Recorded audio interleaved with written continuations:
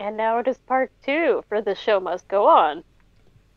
And the show really should go on. I'm not gonna lie. I'm Mike, I'm the DM. So let's go from the top to the bottom of the list and introduce ourselves and who we're playing as in this little theatrical production. Oh dear God, I'm at the top of the list. Alright. Hello everyone, I am one of your lovely players for the evening, Carmichael, also known as Mikey. And today, whether he likes it or not, I will be playing Monsieur Rougfort, who, when last we checked, had been slapped in the role of protagonist. Oh yeah, no, the dice really up and went, hey, you are now protagonist, have fun. Ah, you can relate? Good, put on the mushroom cap, mother trucker. And he is a Dinner Critter Fairy Ranger, Swarm Keeper. This is before anything else was revealed. And our next player.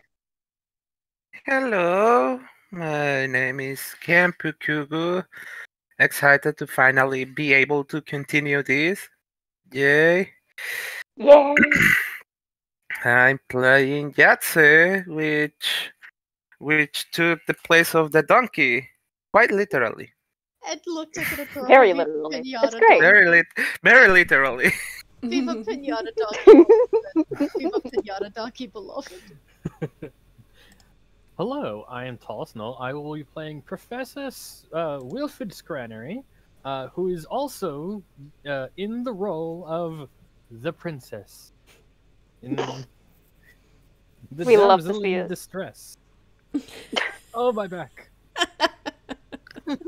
Oh my god. Oh gosh. Hello everybody, my name is Whis. I am playing Matthew B, resident dumbass, and I think he's the antagonist from him. Uh-huh.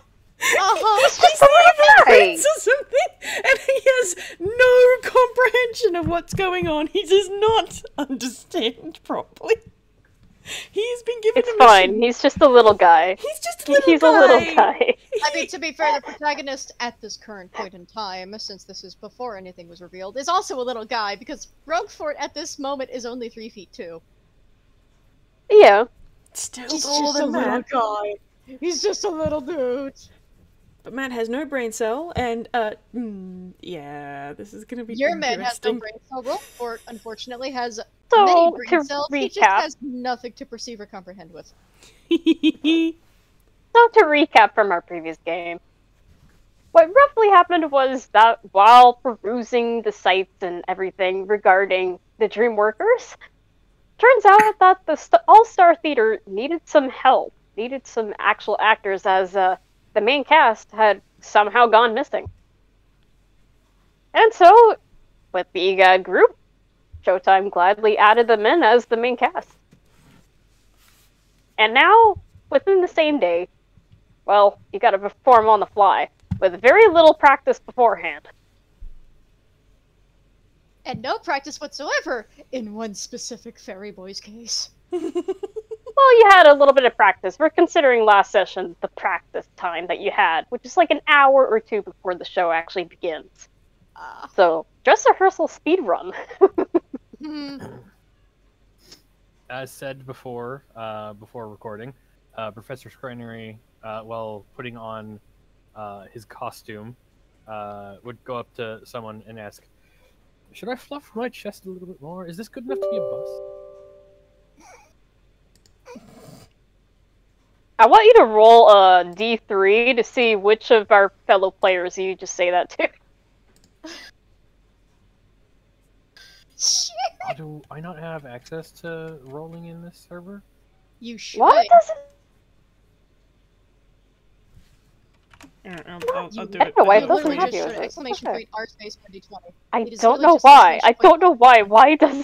Why do these rolls hate you, Talon? I don't know. Because I have the settings as proper, so it should work. F. Did you... Thomas, did you maybe just not type it correctly? Maybe I think I might have been using so 1d3. That's You not have how to put a space. No, you have to space. Oh, yeah, no, you're typing it a little differently. They've been trying to, like, streamline everything.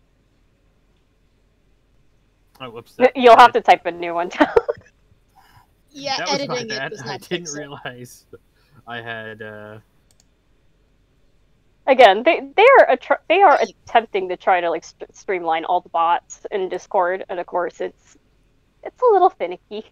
Hey, there we go. But you have asked. Oh my god, you got the same Donkey. roll as what Whis did for you. You have asked the donkey. Yeah, you're asking the donkey of this play. What is Yatze's thoughts Wait, on what? this? Wonderful.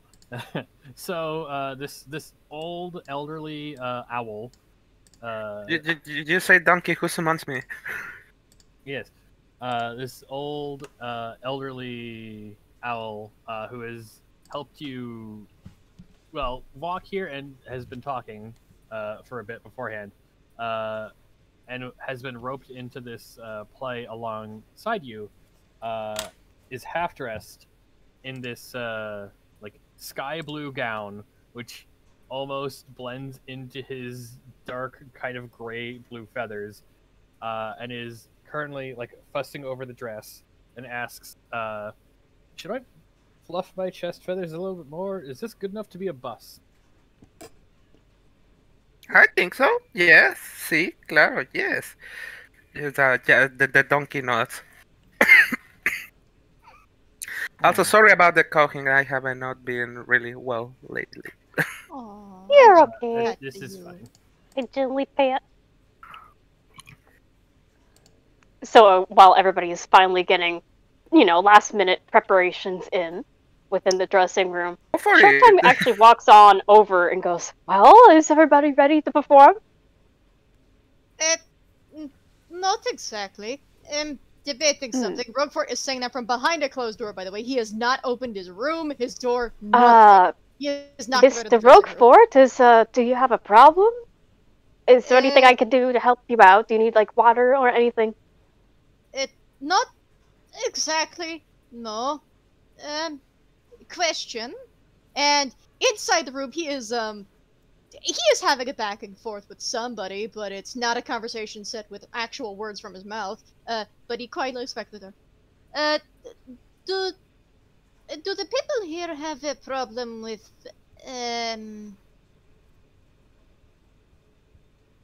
silly art problem with styles? what? Oh, no art style can be that silly. Have you seen anybody from the Uncanny Valley? Even them can be magnificent people. It doesn't matter what you should look like. You are still playing the part. I'm gonna It's not roll meant to 1d6 be to see perfect, if but this you thing- are going to do this role spectacularly, I can assure you. He has not seen anybody from the Uncanny Valley. But he thinks a moment, and in the confines of the room before opening the door, he is going to decide to, since this is before a lot of things happened, he's at least going to drop the part of the glamour that is over his art style. And the polygons just sort of wobble doggone out. They just wobble out of existence. Goes from medium poly to low poly to, well, as he's about to unbarricade the door and open, he in fact had it blocked so nobody could peek in on him for other reasons. He pokes his head out, and he is wearing the costume. He is wearing the I believe it was a wide-brimmed fungus cap-based hat and a vest, simply, and a simple threadbare tunic, that kind of thing. You know, pretty much. Yeah, a swamp-bearing outfit. And the first thing you notice is he's added a little more to the costume. Seems to have made from candy floss a sort of web-like fungal fake cape kind of to it, just to sort of tie around his neck. You know, like the little the sort of little growth that some fungi have, where it looks like a little shroud that has like all those holes in top of them. Those. Aww. Except it's made out of like candy floss. It's made out of like cotton candy, and you notice his art style is significantly different from that you've known him the entire time. You normally know him as low, sort of medium poly, low poly, between the lines, sort of the thread between GameCube and PlayStation 2. Instead, he looks like very rough, nostalgic watercolor.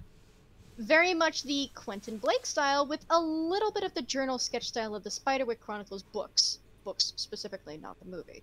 So it's a very rough style, a lot of colors, in and out of lines, very sketchy lines, but surprisingly, do I have to roll for whether it's cute or not? Because I don't know if it would be cute or disturbing, depending on, because he does Oh no, you do not need to roll for this one. Showtime actually is delighted by this. He sees that you are taking into this role pretty seriously, and also allowing a bit of yourself to be shown, which is honestly the best way to go about a role. He goes, well, this is marvelous. You look great. Rougfort visibly blushes and hides a tiny bit behind the door before quickly coming back out and composing himself. So, Now, I know it's going to be on a tight time to actually practice lines, and also these scripts that I have prepared should hopefully help in a way that the audience won't see the scripts, but you will. And hopefully everything should be fine. Just let everything flow, and it should work wonderfully. When do we get to fight and have the challenges, yes? Fighting. That's not until, well, as a prince doesn't really fight for the first half of the production, but towards the end there is a little bit of a fight. Excellent. Can be patient. Yes. I miss this little bastard so much. I miss this little bastard so fucking much. I'm on board. I'm so sad I don't see this little scrappy thing more, please. Shochin just kind of leans over to Scranery and just does he mean actual fighting or just performance art? Yeah, I met them today. I guess we will find out. It should be fine. It should be fine. Was that laugh in character or after? No, that was not in character. Matt doesn't laugh like that. Okay. That was all me. Do not worry though, if a fight does happen to break out, I can handle myself fairly well. I am the best hunter in the food court after all. Oh, that's all very lovely. Fighter with renown. Oh, How we're gonna have exciting, quite an yes? interesting cast here. Oh, yes. Now, keep in mind, again, if you forget your line, you are able to repeat your line and look at your partner or whoever's on stage if you need to. You should be able to go along just fine. We have had some practice in, and I certainly hope that after this little bit you have learned your character to some extent. I do have one question. Mm.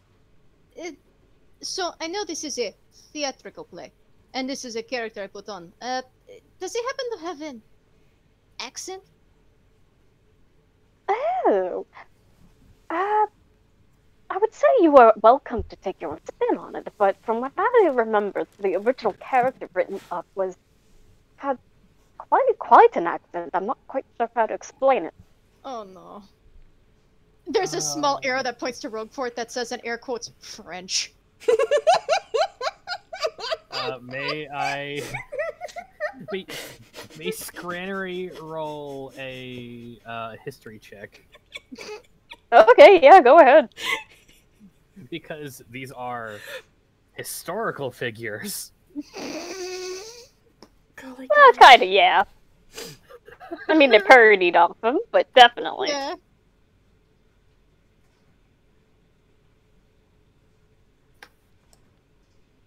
Hey! Okay, yeah, so from what you remember, Scranery, I'm not sure how one would explain it through D&D terms, but you know it to be sort of like a Scottish accent. From what I remember, cough cough. DM, what was the name of this the troll? That would be Fungus. Fungus was had a Islander-esque accent, a workman's accent. Kind of enunciating kind of like this. One second. It's been a while since I've heard the play. Get out of my swamp!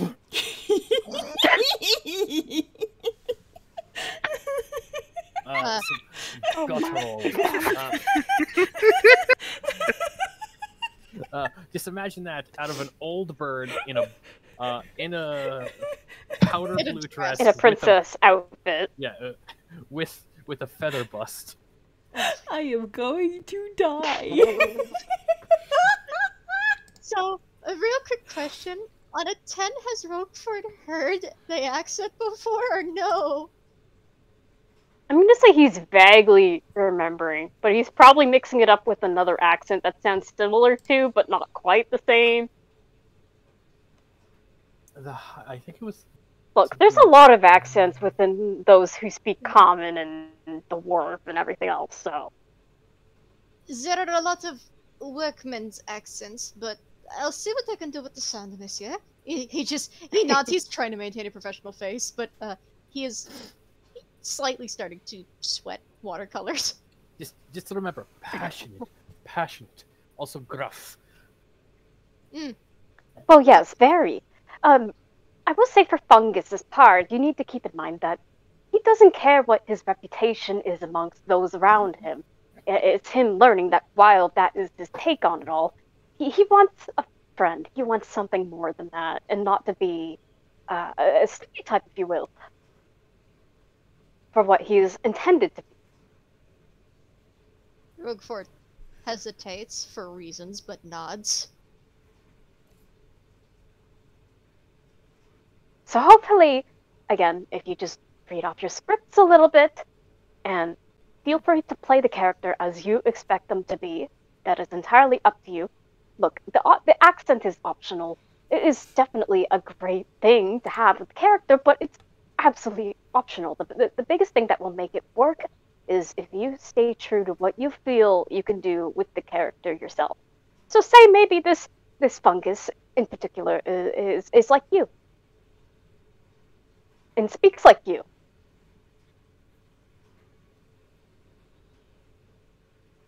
Perhaps that princess knows quite a lot, and, well, as the princess actually is quite strong and independent as well. But definitely still has a few secrets. But perhaps you could be making it a little more obvious, or maybe you're making it so subtle. It's entirely up to you how you play all of the lines out, really.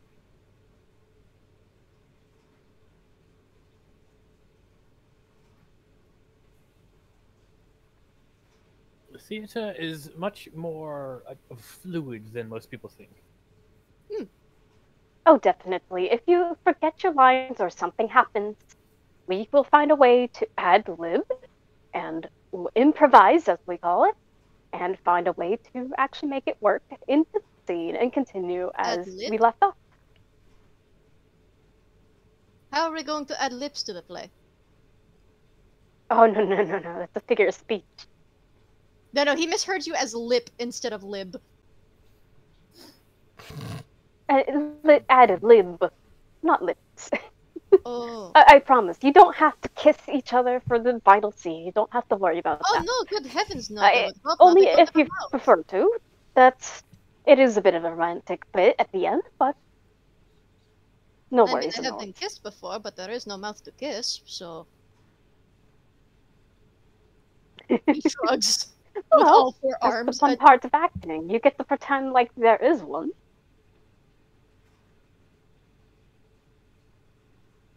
Would Showtime like to roll an insight check real quick before Rougfort moves on?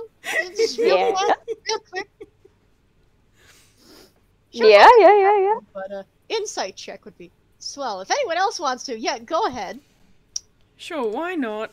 Matt's only half listening anyway, because this doesn't make an awful lot of sense to him. He's just sort of trying to figure out how best to encourage... He's going it at the flow, but in a literal sense.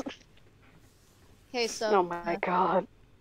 An 11. Yeah, no, he's just kind of in his own little head. Matt is just in his own little head. Yeah, What somebody does mentioned improvising, and he is just sitting there with his arms folded, nodding to himself. Yes, one must always be able to think on the fly and react to unpredictable enemy movements, yes? And what did Showtime get for the insight check? Oh, I forgot I was actually supposed to. Oh, I thought you were rolling. No, I was saying if Showtime wants to, you can. Ah. Not. Yeah, no, you cannot read that.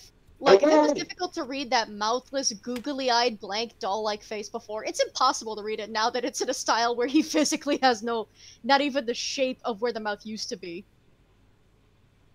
Oh yeah, no, he's just going with the flow as is, and well, doesn't seem to notice anything coming from Rougfort aside from, "Hello, you are now the protagonist. Have fun." Yeah, Rougfort hesitates. Nobody sees anything weird about this, and just nods while adjusting one of his hidden little claw hands grips on the rapier, almost in a seeking comfort fashion. Two of the arms are hidden beneath sort of the part of the cloth, by the way. He's not showing all four immediately, but at the moment he's trying to make it look more like he just has two. Just at the moment. Let us move on with the script then, shall we? Ah, yes, we don't have a moment to lose. The crowd is going to be eagerly waiting for our presentation to start. And so he begins handing out the script, which in full is basically the entire production. But for our case, because we are also slightly on the time limit, I've only selected certain parts. Cool. Great, let's see what lines Rougfort gets. Matt's just going to accept the script and be like, aha! Rules of engagement, yes? And then he's just going to start thumbing through it and giving this very appraising nod. Is he absorbing any of it? No. Can he read? Can he read? Hold on. Can he read? Intelligence check. Let's see if can he can he read. read? Reading comprehension, reading comprehension, reading comprehension. Actually, Good not to too know bad. this That's a 15. now. He can actually read, but he's sort of flipping through it going, He gets it, but probably takes it in like the literal sense. yeah. He's like, oh, okay, very specific order of events. Interesting. And he's sort of flipping back towards the end, like without reading the bits at the beginning, trying to find the fight scene at the end. Whis, can you roll me a d20 real quick? Just a flat d20. Sure, I can absolutely do that. What is it with the 15s today? So, as you were skimming through it, Matt also does read that there is a part where the prince has to deal with a dragon. If we will stop at that, and he will just sort of straighten, and you can just see his tail just sort of lash a little bit, and he doesn't have a mouth, so he can't really grin, but he gets this really kind of delighted expression on his face. Aha. A chance for rematch. Excellent. See, meanwhile, if anybody else was looking over the shoulder of Matt, you would realize that the part that he did not read is the fact that the dragon kind of eats the prince. Rougfort, I think, is more focused on his own script, but I above board enjoy that.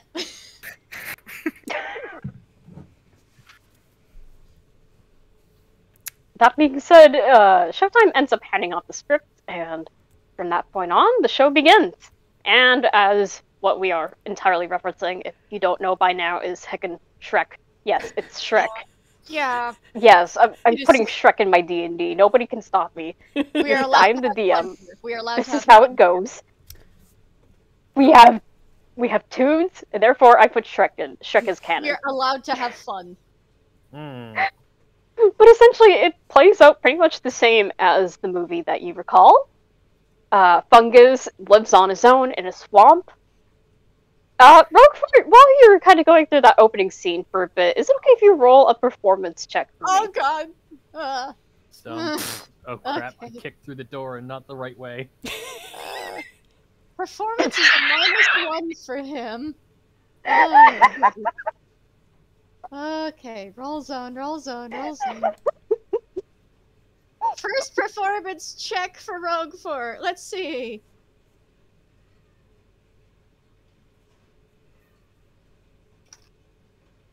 Oh my god, this is like the best timing. I can smell Please. popcorn right now. Oh! Yes! Very good! Rougfort, just as the beginning starts and after you hear like this off stage narration of how the story begins, you go to try to kick down the door to start the whole segment of what it's like to be fungus in a day, essentially. And the door doesn't budge the first couple of times.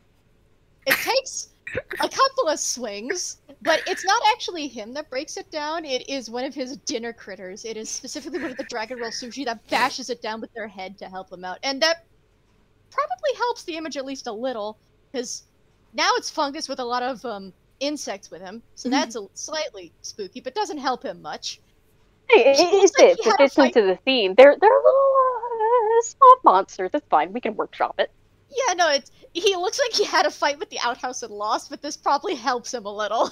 This probably does help a little. Look, he might look a little disheartened for the fact that he didn't break it down himself, but nobody's gonna know that. They just know it's early in the morning for him. He just went to his outhouse and now he's taking a mud bath and all these different things, getting ready for the day, doing what his role typically involves, which is scaring off other villagers and mobs, you name it. Could you repeat that above board? Basically, the entire intro sequence to Shrek. Ah. I mean, aside from the fact that he's, well, at least struggling to try and perform, because he's only watched plays so many times. He was never taught performing. He was never taught social skills. Bless Basing his- on that role, I would say that Rougfort, the way you're acting feels a little obvious that it's, well, acting. Yeah. You can tell that your movements and everything, you're like, I think I'm doing this right? I'm supposed to be doing this. Yeah. In the back of the mind, whatever he's attuned to is just hearing, oh, please don't let me fuck this up. Oh, please don't let me fuck this up. Oh, please don't let me fuck this up. Oh, please don't let me fuck this And up. mind you, one of the best things for Rougfort in this situation is because you're on the stage, you cannot see anybody in the crowd. You know they're there, but it's hard to see them. Splendid. He's not going to be able to see if there's an ambush, but that's fine. He doesn't need to see the crowd. This is fine. This is fine. If he saw the crowd, he'd die on the spot. This is fine. This is If fine. anything, that should hopefully get rid of some stage fright, if any. But when You know, he's as the acting play with dinner continues critters, it's at least better. along, eventually the scene is introducing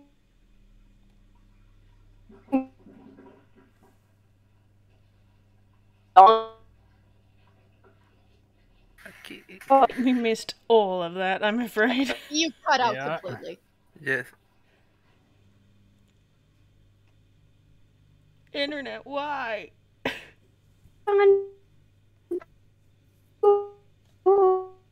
I pulled up a screen that says technical difficulties. Please stand It's by. everything okay? Kabu, this is your cue. Oh no, she died. Welcome back. All we heard was Kampu. This was your cue. So okay, so Yatze's cue. It is Yatze's cue for the donkey. Yeah, Oh my goodness but I gracious, could this hear thing. nothing really. Okay, the scene changed, right? And I Yeah, the scene changed and now Donkey has entered it all, going along with Fungus, starting this Right. adventure. And now you get to roll a performance deck. Oh dear God. Me? Yes, you. Yeah. Just because look, the animals are actors too.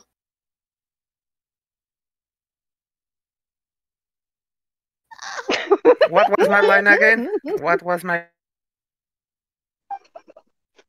So you get to play as Donkey. You're kind of like the And he sidekick has to stay this silent, but it's still character. Oh no. This Donkey is special. He can talk. Yes, but it was the first season when Donkey started, right? When Donkey was shown, right? Or what I've seen. Much when Donkey and his first. Can you repeat that again? I hope my audio was not being a butt. Slightly, but we can at And least if hear it you a bit is, I better would be now. very sad. Oh dear. No, but we can hear you now. Just repeat what you said. Okay. Basically, this is the scene where Fungus first gets to meet Donkey. So, at a little farmer's market kind of situation for magical beings, items, you name it. Donkey can talk. In fact, sing. You don't need to sing, don't worry. I mean, he got a 6. He got a 6, and he's gonna try to sing, but. Oh God. But any which way, basing off that 6, some of the intended songs that you were intended to sing for your role didn't fully work out, but it kind of feels like it's in character. Let's go. And if your singing is that bad, I'm pretty sure Fungus, at least at first, is just trying to blot out the singing and trying to ignore the talking donkey. Just get the You're pretending not to listen to him, not care about anybody, but you kind of learn that, some of these characters, some of these fairy tale based characters within the marketplace, all they want to do is just, break out of the habit from what their stereotype is. Okay. Rougfort, Fungus can't relate to that. Fungus is fine the way he is. He just rolls his eyes at every occasional bit of, oh no, I have to be interpreted as more than like a puppet, more than a witch. It is just, every so often there's a little quip, but for the most part, he's just rolling his eyes at most of it, getting what he needs to, and getting on. That being said, continuing on, we finally get to the first act, which is technically, the first act's technical violent part, where Donkey and Fungus get to fight a bunch of other people to become the one true quote-unquote knight to go rescue the princess for the prince. Of course, right now, Whis is actually BRB for a moment, but that's fine. So we'll focus more on the fighting part. So again, let's do another performance check from both of you. Oh, I was about to roll initiative. Okay. Oh, no, not actual fighting. Don't forget, we're in a play, not an actual fight. Initiative would work a lot better in Roguefort's training, but alright. Well, if you already know how to fight properly, then pretending to fight shouldn't be too hard. You say that out loud.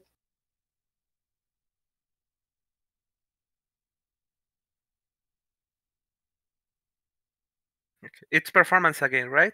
Hello? Yeah. Yep. Okay, performance again? Exactly. Yep. He would have done better with initiative. Oh my god! He would have done better with initiative.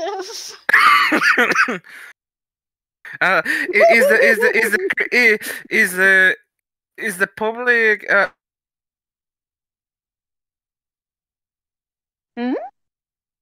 Kampu, you cut out. Yeah, you cut out. Is the public already booing us? Somewhat.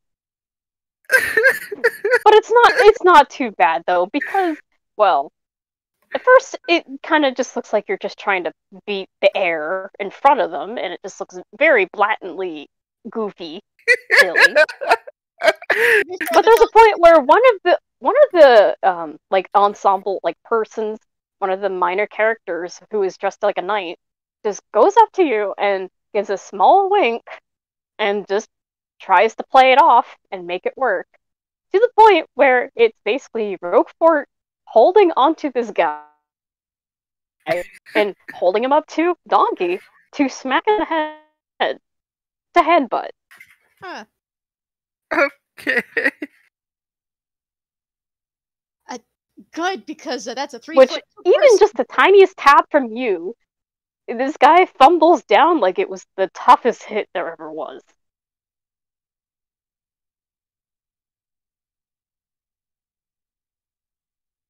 Rougfort just gives that a glance, but That being said, the crowd loves it. They love it. They think it's hilarious and wonderful all at the same time. Clearly, Fungus doesn't care about any given reputation that he has amongst all the people that are watching him. And Donkey is having a blast, just trying to help fight at the same time by technically sitting on the sidelines. Until eventually, they are the only ones standing left against all these other people that they had to fight.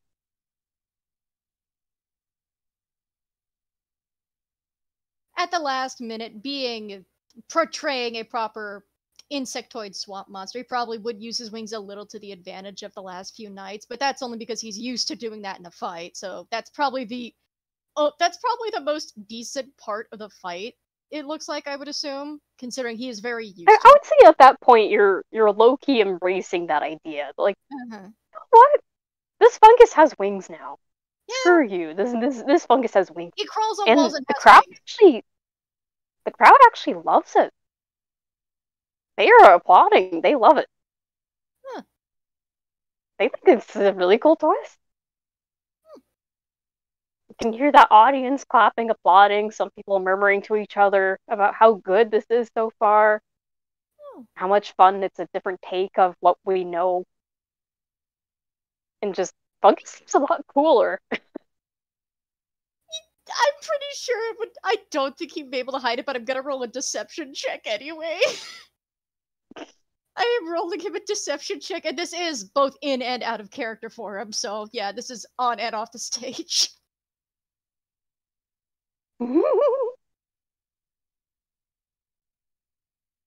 No. The ears have been twitching this way and that way. They are very animated ears, both out of the theater and on the theater, for listening to surroundings. So hearing that does actually, he does get a pretty surprised, well, a genuinely surprised and flattered look. Not just at the offstage audience, but the ensemble playing, the onstage cheering audience as well. Because we know the fight at the castle had a cheering audience in the castle bleachers. Oh, definitely. And this is where, finally, because Fungus and Donkey are the last ones standing, this is where the prince actually makes his appearance to finally declare that, yes, you are the ones to go after the princess for him.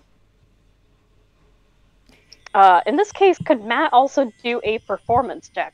Yeah, absolutely he can.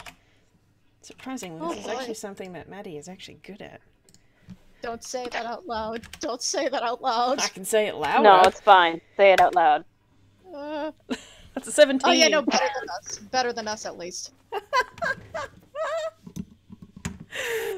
Matt, you say all the lines with absolute confidence. You haven't got a single thought in that head of yours, and you are winning this role already. He's just working playing it like a great record player. as this little prince. He doesn't understand Like, why he never has to heard say of these things. He does not understand why Yeah. there's this preamble. Just give, like, why does he have to do this? He could just, get into it with his scimitars. Like, they're right there. He has access to swords. That is true. And yet, instead, you get to play out the part as this prince, telling him, okay, go off now. You need to go rescue that princess. And as time goes by, we finally get to the part where we do, in fact, rescue said princess. And this time, I have a script for those involved in the scene. Oh boy. Sadly, Matt doesn't get as much of an appearance in this scene, but later on. Can I add something just quickly before the scene changes on stage? Yeah. Even though he got that really high performance and was doing all these things really, really well, he is still going to turn to, like, if there's extras on the stage for, like, the soldiers around the arena, he's just so, I could rescue Princess Self. Have done that before, but I must obey the preamble here. It is a procedure, yes? They nod along. But and somehow people still think that you said that in character, like that was part of the script. Like, yeah, this is how the prince is portrayed. This is really neat. Yeah, you briefly broke the fourth wall to say, I must obey the preamble of the story, it's fine. Must give everyone They are this rolling with the opportunity flow, for and they rescuing applaud. princesses. Yes, is very good for glory. Yes, must be fair. The crowd applauds to that, Oh, absolutely. I'm so sorry, Ike. The second he gets a low performance roll, he's going off script. Good. No, that's fine. No, that's what we expect. We fully expect this. We fully expect you to go off script. So now that the scene So changes, the scene changes. We finally make it to the part where Fungus and Donkey, they start their long journey to find the princess in the tower, and they finally get to this castle. There's a lot of tense moments between the two, and talking of onions for some reason. actually, Rougfort would probably be surprisingly good at the onion talk. A, because cooking, and B, because no, he's starting to get into it a little. Yahtzee is just like, okay, but cake. Why not cake? Cakes have layers. Not all cakes have layers, actually. Some cakes are made with a singular layer. Yeah, but what if your cake with layers? You know, that kind of debate may happen prior to making it to the tower scene. If I were a cake and made learning with that there is, in fact, a dragon inside, and having to deal with the dragon in a very sneaky, goofy process, which I'm going to have you two do another performance check. Oh, God. Why couldn't it be stealth? He has a +7. He has a +7. You're acting.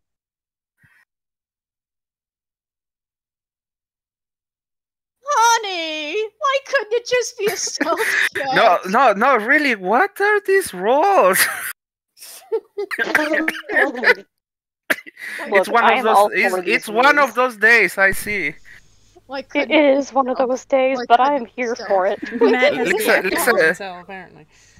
I'm just gonna roll for funsies. You can roll your performance check. I'm just gonna roll the stealth for funsies for what it could have been. This is what we could have had. Watch it be the same thing. Wow! Hot diggity damn! Watch it be the same thing, huh? For the audience, that was a nat 20 +7. Mikey, I hope you realize you just burned a nat 20 from later. Oh, no. There's no such thing as burning nat 20s, but Kanpukugu got a 19 performance. So, 19. Yatze, when you're playing out this entire sequence of events, you're definitely playing it up pretty dang well, actually. You're sneaking along, making sure about the dragon. There's probably a whole scene with the dragon in question. You're terrified of this dragon, yet oddly interested. I mean, We'll get to that. Yatze's acting like he's terrified, but then that dragon looks cool. Really cool, for some reason. Yeah. Exactly. Meanwhile, Rougfort, you stumble on your toes quite a bit. Sneaking looks definitely not like sneaking at all, but for some reason, the crowd still thinks you're sneaking along just as much as Fungus probably would have snuck. After a while of Because, stumbling, he's a big scary thing, right? Yeah, that's just after a while of stumbling over enough rocks and probably a hand-painted fake bone carcass. Trying not to think of him developing a fear of bones later. It's fine. It's fine. He just decides, okay, it'll be easier if I just crawl along the wall. So he just starts bug crawling along the walls. Hops here and there. Yeah, you're just like, heck it, this Fungus does this now. Are you okay? That's an actual question. Just Listen, sneaking seed. And are you okay? Yes. Annie, are you okay? Are you okay, Annie? Oh my god. Just a grumble on microphone. If I'm stuck traveling with you, why would I be? Continues crawling. And finally, we get to the next scene where they discover the princess, of course. In this case, it's you finally reach the tower. The stage has beautiful lighting. Scranery, you, as the princess, you're lying down, as princesses kind of do in their tower, I suppose. And actually, here's the proper script for this little scene. Oh boy. I get to do Rougfort trying an Irish accent. And it starts with fungus. Cool. So he, of course, I assume the scene is just as pretty as it starts out in the movie, with a gossamer Oh, yes. coated in dust and spider webbing. There's dust over the scene, and she looks appropriately like a sleeping corpse. To the point that Rougfort actually reaches forward and tests the pulse real quick. There's a pulse, so of course it's not a dead body. He doesn't have to report the princess is dead. All right. He tries waving the hand over he tries waving his claws over the face. Pokes a little, and he goes, "Wake up, wake up, wake up!" Yeah. What? Are you the princess? I am. I am. I'm awaiting a knight so bold as to rescue me. Oh, wonderful, delightful. Okay, that's nice. Let's move. Come on. Wait, Sir Knight. This beeth our first meeting. Should it not be a wonderful romantic moment? Yeah, sorry, lass. There's really no time. Hey, And he's just hugging the Yeah. princess along as quickly as he can, partly along the wall, partly along the floor. This is fine. the waddle starts happening. Hey, wait, aren't you supposed to sweep me off my feet down a rope onto your valiant steed? It didn't exactly work out so well. Anyway, the dragon's gonna show up really soon. We really That's need to- mine. That's that's Wait, Donkey's here. That's Sorry. mine. Continue. The dragon is going I to did show hear up. you. Go ahead. Sorry. Yeah. The dragon is going to shoot real soon. Hay que irnos. We need to go. You didn't slay the dragon? Well, no, we were not told to. Was I supposed to? What?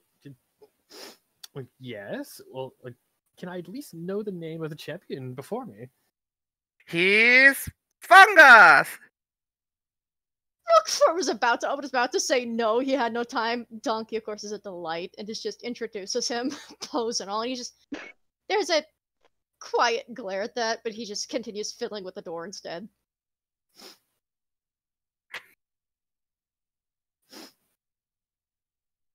Sorry, fungus.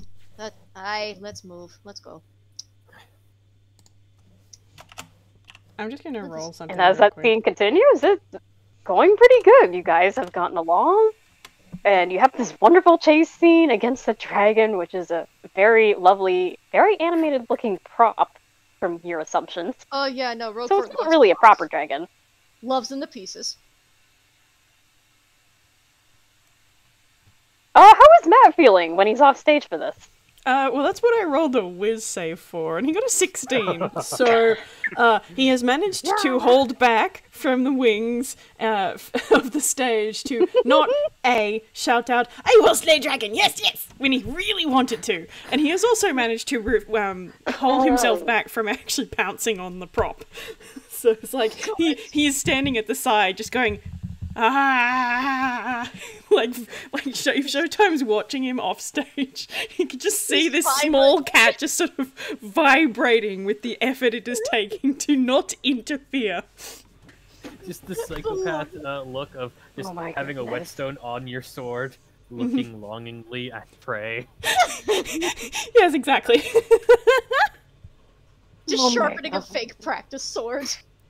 Into a real practice sword. Oh, he'll have his scimitar out. Like, this is not a game to him. I mean, nobody said it was a game to him, so... It is a lot easier to dodge falling debris when he actually manages to fly out of the way, though, so he's at least allowed to do that. And finally, we actually go off to a different scene for a bit, which allows some other characters to be on stage for a bit. Matt, you are able to be the prince, awaiting his true love at home, talking to his magical mirror. Oh, yes. which is just another side of character, really. We can talk about how lovely this princess must be, how lovely she looks from what you've seen of her, and what you plan to do after marriage, all that lovey-dovey stuff. And how you want to desperately also, well, you can say you kick butt, even though you're not actually kicking any butt. Oh, yeah, I don't think it's quite as convincing, because the whole, she's very lovely and romance blah blah blah, that's not his vibe. So, yeah, no. That was definitely not his That was vibe. another performance at 13, so he's just like, but I will be able to regale princess with tales of glory, yes? Princesses like glory, yes. I am told that this is so, and I am sure this will go well. So as you were talking, I'm going to say, Mac, can you please do a dexterity roll for me? A straight roll or a save? Actually, dex save. Yeah, dex save. Oh boy. 19. You notice that one of the hanging props towards this particular set, which currently is meant to be the prince's bedroom with a large chandelier, very extravagant, at the very top of it, this chandelier comes falling down really quickly, and you manage to dodge it immediately. If you are so bold, you go as far as taking the person playing as the mirror and pushing them out of the way, even. Oh yeah, he would absolutely do that. But then he will, let me roll a d10. 5. Cool. He will immediately retrieve one of his scimitars from hammer space and start looking around for a foe. It's like, ha! Assassination attempt! This is different. Ha! Are you safe, Mirror? It is, you do not appear to be of the combat-y type. Ooh! It is now guard job. Haven't had one of those in a while. Excellent, good glory. I will protect, yes. I love meanwhile, one of the actual minor characters who looks like a guard goes, well, Prince, you should probably get going. You got some things to attend to. Trying to get you off stage. Yes. If assassin is in this room, then it is no good to stay here. Come, Mirror, you will come with me, and I will protect you all the way. And I'm just going to roll him a strength. Oh my god. Please be high. To be fair, the mirror is, let's be honest, the mirror is safer with this little bastard cat than anywhere else. That's only an 8. He's going to attempt. Matt is 2'6".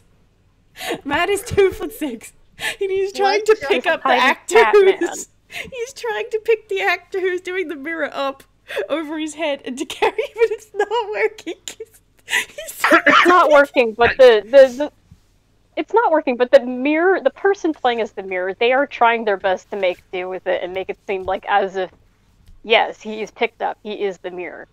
And go off stage to change the scene to something else where other minor characters can be the focus for a moment. Showtime is looking worried backstage. Rougfort is going to ask, is it going well? Is everything alright? There was an assassination attempt! Absolutely. Well, I wouldn't call it that. I should have known. For the past while, we've had this issue with some of our productions lately. There's this person. People keep referring to them as the Phantom. They keep showing up and trying to ruin the play, trying to ruin our shows, and it's not great. I'm just gonna roll him a history check to see if he's heard, just as a joke, about the Phantom of the Opera play. Dun dun. Dun, dun, dun, dun. There's a moment Rougfort looks like he's processing, and the thought bubble above his head. You mentioned Phantom over productions, and instead he gets what is almost pinpoint an animated version of what would be the Phantom of the Opera, with just, you know, the heavy black cloak, the stylish white mask, a silhouette in the shadows, grasping for a young... That is exactly the kind of visual that would come to your brain. Whatever it is or not that, well, that's up to debate, but... See, whenever someone says the Phantom, I only think of this one.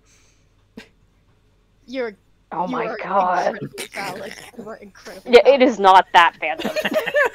You are so valid. But yeah, no, he's just like, I see that and immediately think the tick.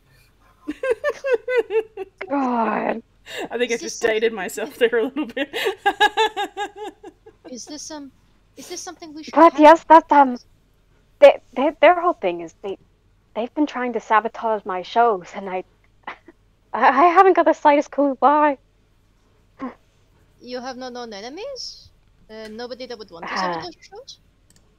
Not that I'm aware of. No. Rougfort's gonna glance Perhaps at the perhaps shame. while we have some other actors on stage to take part for now, as to give us some time, perhaps you can take a look around backstage and see if there's anything to help us out. You know, find a lead. Perhaps it's somebody on the crew, or perhaps a bystander, or who knows what. Maybe this phantom is an actual phantom. I don't know. Rougfort is going to nod, but before he moves on, I'd like to roll a perception check to see if there's anything suspicious about Showtime. Okay. To see if there's anything like traces on Showtime, just an investigation check. Because Rougfort would at least pass a look over before properly investigating elsewhere, just in case.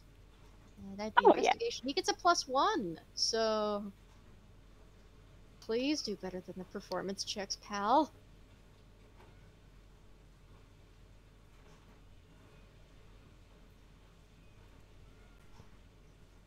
$15.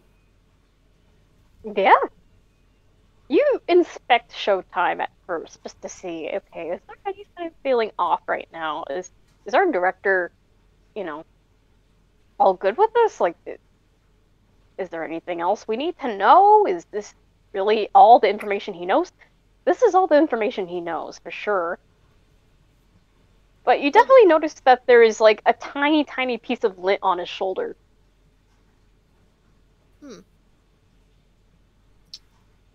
Okay, cool. He's gonna pass by, and as he passes by, he's just gonna politely and stealthily just grab the lint as he's passing.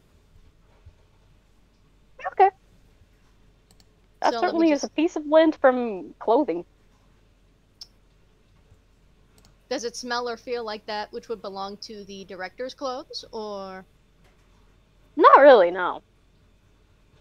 he's gonna keep a hold of that then? He's just gonna pass it off to one of the dinner critters, and yeah, if whoever else wants to follow him, he's gonna go backstage.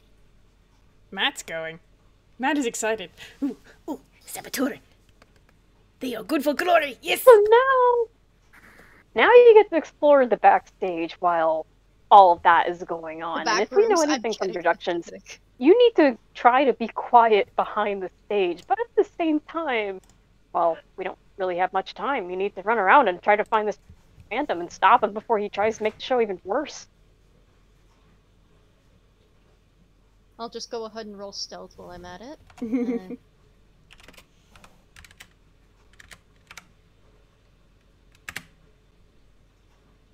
That is average what stealth, are- Maddie. What are Yatze and Scranery doing? These two doing. Scranery would probably try to stick on stage and do as best they can. I'm gonna roll a wisdom save for them to see if Okay. One. I thought everyone was off stage. I thought it was other minor characters. Oh, you know, everybody got off stage. Oh no. So okay. I mean, unless Scranery forgot his cue to get off stage, and he's just awkwardly standing there while Improvising while the other actors try to take him off. improvising. The wisdom save is going to be a impulse save, effectively, to start doing a bit of history lesson to what is the actual historical events of this, of what's going on here. Oh no. Scranery, beloved, no! Now is not the time! But at the same time, I really hope it is the time. Like, I'm torn.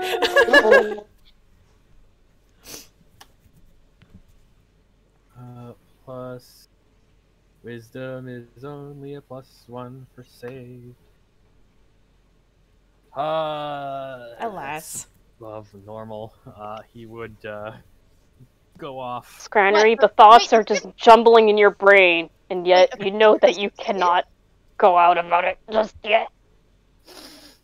Does a 15 save or does it not? I'd say 15 does. Yeah, 15 is high enough. Okay, I was about to say you sound like that's not good enough, and I was like, what? A 15 doesn't?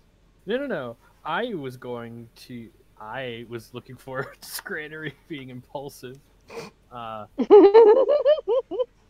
Because Scranery has a very skewed viewpoint of a history teacher within Oh yeah, well, Giznip. he is a teacher. Yes, a history. It's kind of part of what he does. Yeah. The point would be a history teacher within Giznip, the country that lost this civil war. So there's a bit of saving. You're face. just holding back information, like, there was something about a dude named Eisenberg, and there's a lot of other things. There was a large period of incompetent leadership. It has been dealt with. I'm not saying any of these people were wrong, but politically, off the stage.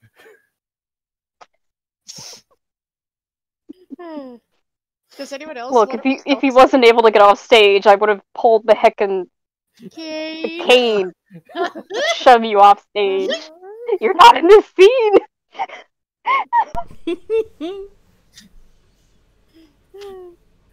And what's Yatze doing? Is Yatze coming along for the investigation?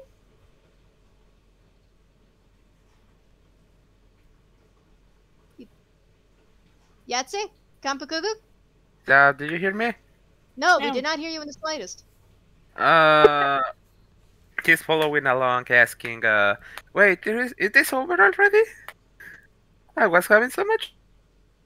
No, it is not over yet. We are looking into something trying to disrupt the performances. Fun. No, nothing. We will get back to the performances soon. We just need to look into this first. Saboteur, assassin. Good for glory, yes? Okay. We will go with Saboteur.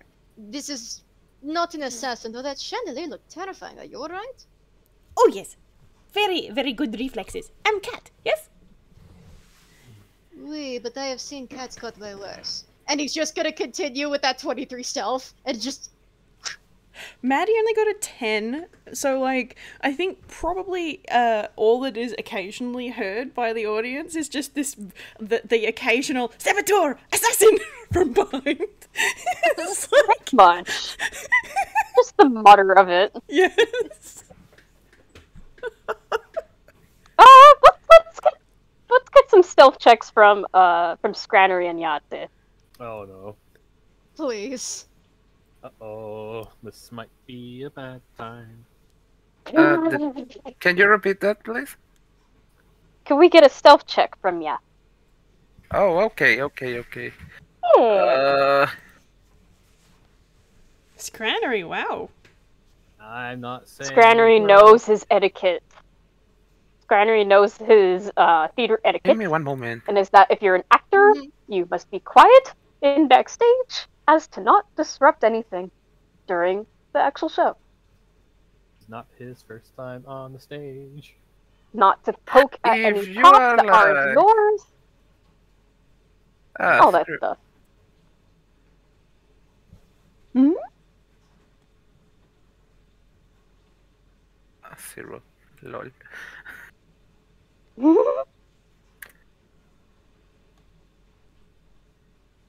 Oh dear. God bless the donkey, God bless the donkey.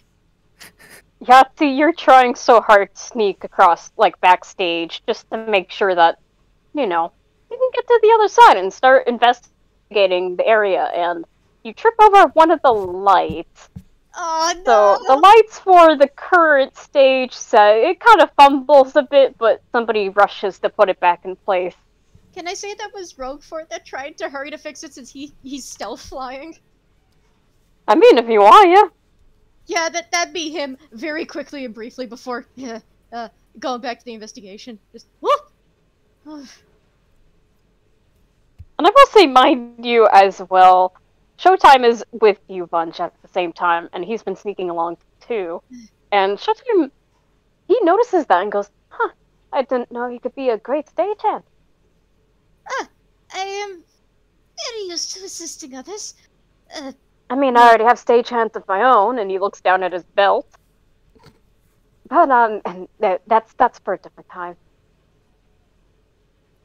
Rougfort just glances at him, but nods, and he's not going to go into the fact that he was raised to be a servant, but this is fine. Nobody needs to know this. This is fine. This is fine. This is fine. He's just moving on with the investigation. They have a phantom to find.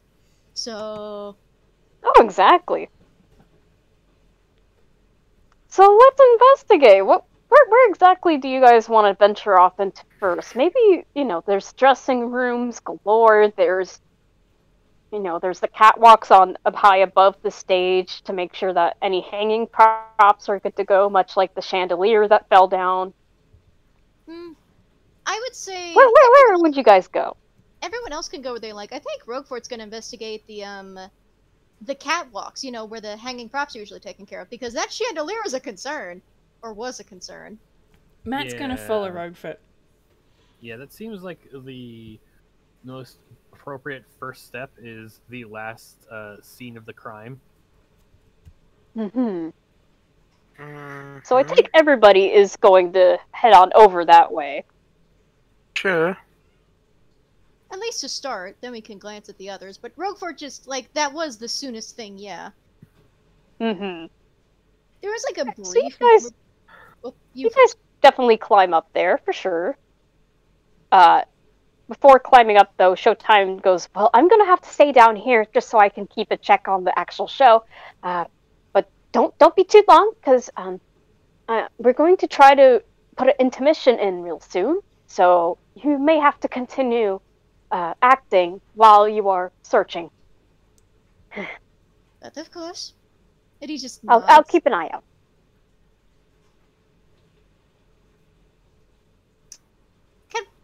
That being said, you guys are climbing up into the catwalks, and it's pretty high up. Rougfort is used to heights, but can I insight check that? Yeah. Oh, okay, cool. Because based on the lint he found earlier, he's just gonna roll one insight. 1d20 plus... is it a 2? It's a 2 this time. 6!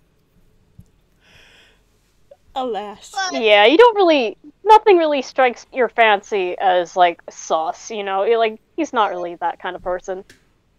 Yeah, then I guess, yeah, he is very used to He doesn't really have anything to hide, so... Even though he's high up, there's, only a moment where the shadows just make it look like his shadow's a little longer than his body's supposed to be, but it's fine, he's just a 3-foot-tall bug, it's fine, this is normal. Oh, it's fine. But as you guys are going about the catwalk, how about all of you do a, I want to say either, actually no, investigation. We'll go with investigation. I was about to ask, yeah. Let's do an investigation check. This can only go well. I mean, it's dark up there. There's not as many lights up there, aside from those being manned for the actual stage. 13 is surprisingly We'll have to good. see how that goes. Bless your frazzled heart. Bless your frazzled heart, Rougfort.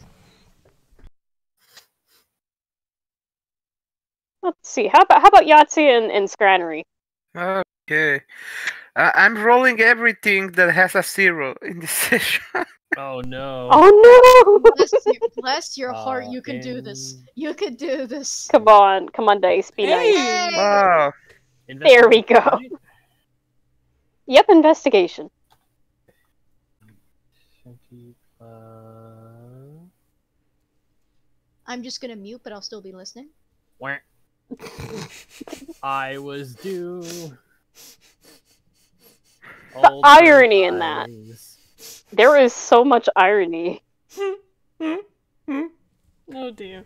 So, the owl, who clearly should be able to see things light at night, typically, dark places, nothing really strikes out to you. Everything kind of looks like it's intended to be there. Nothing looks out of place. You're not even sure where to look for where the chandelier once stood. It's kind of hard to focus.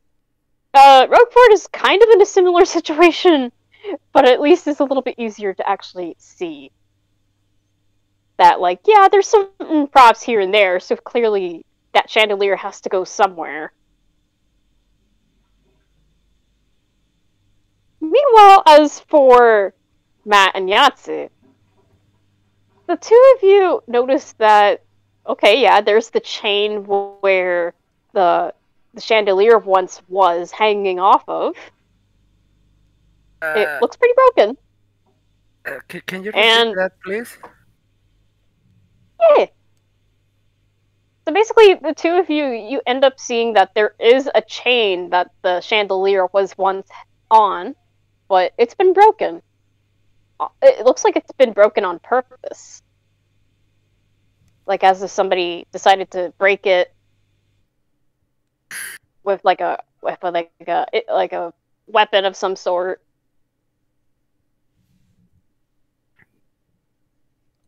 Matt's just gonna crouch really, really low and just sort of whisper excitedly, "Assassin! Yes!"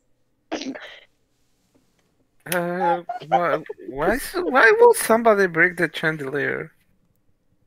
Is very classic means of murder, yes? Drop heavy thing from high up. Crush person underneath, yes? The chain. I'm sorry, what are you talking about over here? Here, chain. Broken chain. Right on stage where I was standing, tried to assassinate. Yes? Ha! That was made on purpose. I see. Fool them. Would not kill me. Even if did not dodge. Ha! True, but you cannot say the same for the stagehand you saved. True.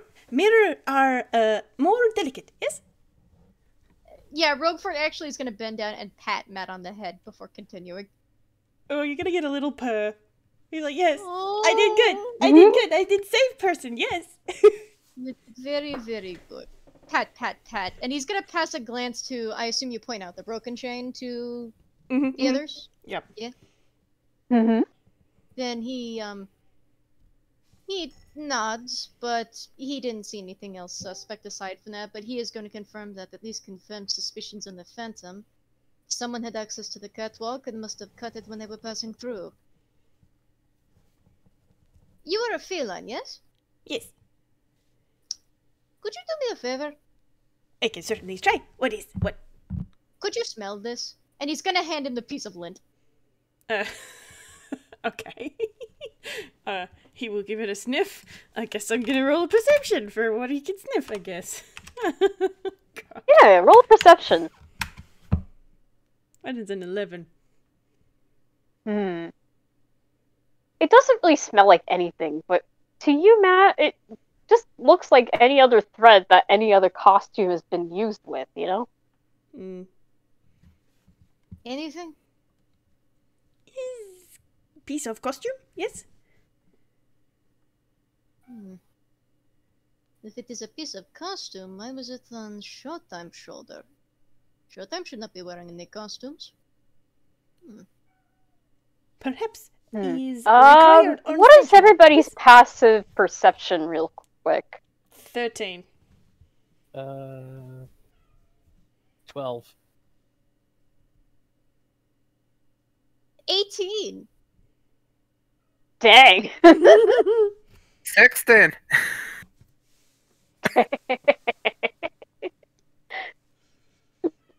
So out of everybody, Rougfort, you were the first person to notice that in the distance along the catwalks, there is definitely a suspicious figure up there. Somebody very much similar to what you were imagining regarding a phantom. No mask, but definitely dark, trying to hide within the shadows and everything. Can he... And they notice that you guys are there and just heckin' dips. Oh no, he's gonna sneak after that. Absolutely not. We have engaged the hunt. He is after that. The ranger has been He's activated. crawling like a bug and everything. He is engaged stealth pursuit. I'm pretty sure the last... Do you tell the others, or? I mean, considering he's right next to Matt, I'm pretty sure Matt is the first one to see him just go bug crawl. Yeah. So I'm pretty sure, yeah, it's pretty much obvious to the other. He doesn't have to say that. You would just fucking see him dip. It's pretty difficult. You're like, well, I guess we're following our protagonist here. Yeah, like Matt's got chase instincts anyway, and this is an insect that just took off. He's like, ooh, chase, chase, chase. He's still being stealthy about it, but yeah, no, he's engaged the hunt at least. Matt wouldn't be stealthy about it if the hunt has been engaged, quite frankly. I am going to roll him in acrobatics, though. Oh, please. See if he falls off the catwalk. No! Nope, that's a natural 20! My boy! You've engaged Pat's instincts, that's your boy! God damn it, Matt. Oh, Maddie. Alright. Oh my god. Like, I'm sure eventually, like, it probably, like, 3, Yeah, you guys 5 begin seconds. going clang, clang, down, At least Rogueport's being stealthy. But I'm sure, like, after, like, a good 5 seconds after he's taken off after Rougfort, then he would notice the phantom booking it. Presumably. Yeah. Oh yeah, you see this black blur just go down the steps, down ladders, you name it, for this area. Okay. That's a 5. Oh, God. man. Bless Matt's stupid air-filled head. Yeah, that's his air-filled head. I say this affectionately, God bless his balloon head. So as you guys go clang across the walks up there and all that stuff, you finally make your way down, and well, now you've lost sight of the guy. Where did we go now? Rougfort couldn't have lost sight that easily, could he? He was right on him. This phantom's pretty quick. Perception. I would like And to in backstage, for no less. I would like to roll perception if that's okay. Yeah, roll perception. Because Rougfort is not abandoning that easy. Mm-hmm. Oh, of course not. Dirty 20 for Matt. Why, you bastard? 12. Rougfort, you got no idea where he's gone at this point, but you know he's got to be on this floor. He's got to be close by enough. But Matt, however, your cat instincts, well, if you can call it that, you can hear a door slam down the ways. He is going to Noom in that direction. Oh, guess we're newing that way. The old Scranery and Yatze, I take you two are just fumbling along. Okay. Okay, so we spent some time backstage. This would be a long shot. Is there another, like, up here on the catwalk, is there another way around? Trying to get around the other side. It's like, I will say the catwalk, it's kind of bizarre in terms of Toon logic. Like, it doesn't really make sense for, like, a proper theater. So there's definitely multiple ways to go about up there. But aside from that, there's usually, like, 2 ways to get up, 2 ways to get down. Mm-hmm. One for each side, basically. Yeah. If Scranery can't make out a path that looks like a good way to go around, like get onto the other side before they can get off, they would stick up here and try to like spot who is ever walking around from like the bird's eye view. Mm-hmm. Haha, bird's eye. But tish. Don't worry, this bespectacled bird is who got a 2 last time on a perception is here to help. What about Yatze? What's Yatze doing? Okay, some people went piercing a shadow, right? Yep. And somebody's just like looking at stuff around, yes? Yeah, more or less. Should I stop the shadow? We pretty much didn't saw where it went, right? Like where Showtime did say that Showtime said that there was going to be an intermission soon, so you might not have any need to stop the show. Oh yeah, there's no need to stop the show. At the very least, there's an intermission happening soon enough, so then you guys got a little bit of time to fumble about to try and see if you could find any clues and any leads, anything. Okay.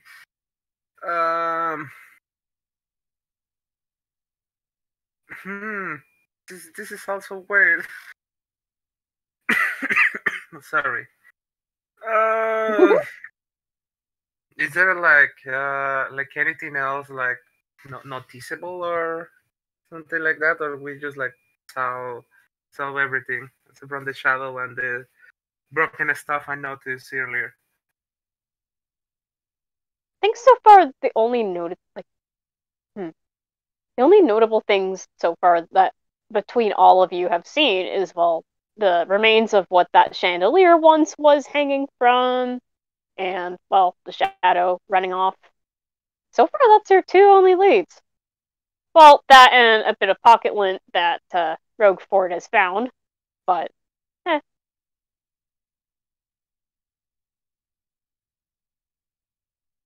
All right. I guess I'm gonna wait until the intermission finishes. You're just like, I'm gonna do my job as intended. And do you know, maybe the shadow was just a fan who was asking us for a photo or something, and it's shy and run away when we notice or something. And the chandelier it was an unfortunate situation. Listen, I'm here to do some acting, okay? God bless. Listen, Yatze takes the acting very seriously. You're just like, I turned into a donkey for this. I am not giving that up. Mm-hmm.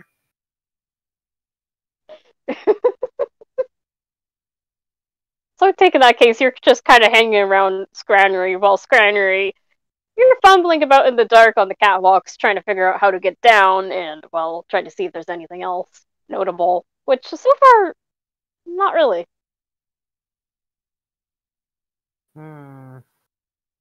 At the very least, you do hear the others kind of go clang, clang, clang, clang down to the main floor of the backstage. No prizes for who that could be. Look, Rougfort aced his stealth check, alright? You may be okay, but Matt, on the other hand, is just... Yeah, Matt is just sneaking. Da, da, da, da, da, da. Yeah. Look, there's a difference between skittering and clanging. Can I make an investigation check up here to see if there's any more, like, prepared accidents waiting to happen?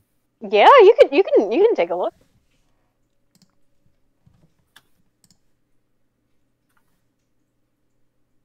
Investigation is +5.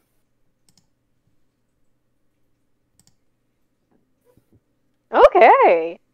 Scranery, you know what? You do actually notice something. With that very strong 19 that you just rolled, you can't help but notice that while it's not really an incident planned, per se. Well, not like an accident like the chandelier, anyways. There is a platform that looks like it's been moved and prepped so then it would hover right in front of all the audiences and above the main stage. Just enough that it can be seen with a spotlight if given. Of course, it's out of view right now, but it looks prepared to lower, and as far as you know, basing on the script, there is nothing involving this. Aw, does somebody want a dramatic intro? That's cute. Scranery is gonna embrace his mischievous side.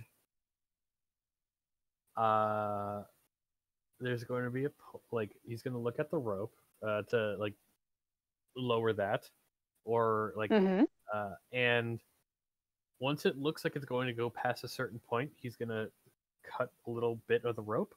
So once it gets weight on it. Okay, so he's rigging it so whoever steps on it falls, huh? Yes. Good. Dramatic appropriateness. It's like it is I, the Phantom Rock. Oh my god. Now it's the Phantom of the Opera's turn for an accident. It's just Phantom of the Opera, but instead of anything that happens from that heckin' play, it's just that. The Phantom gets interrogated while waiting for onstage medics to deal with. They go right to the Scooby-Doo unmasking. Oh god. Pretty much. Trying. Aside from that, to avoid having split party, Scranery and Yatze, you are welcome to go join the others to investigate further. Because, hey, they did see something and kind of rushed off without warning. Other than that, I will wait for an appropriate moment, but I do have a spell that might come in handy. I have clairvoyance. It takes 10-minute casting time, range up to a mile. That doesn't matter. I'll be in the same general warehouse of it. Yeah. But I could be able to effectively see through a point magically for later.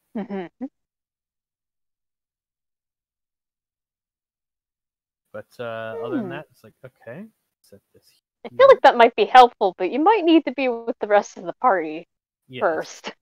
Yeah, set this here, fray this rope, and we should be able to interrupt the interrupter. Now, I believe it is time to find our friend.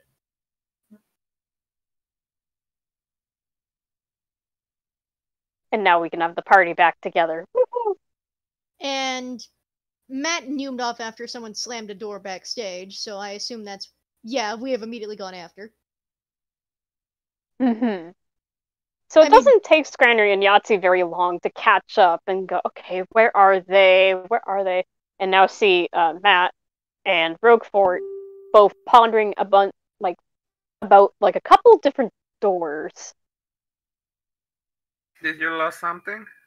Are you still looking for the shadow? Rougfort's gonna politely hold a finger up for just a brief moment of shh. Just briefly. Pats you on the back. Like, don't worry, I'm sure this isn't the last we'll see.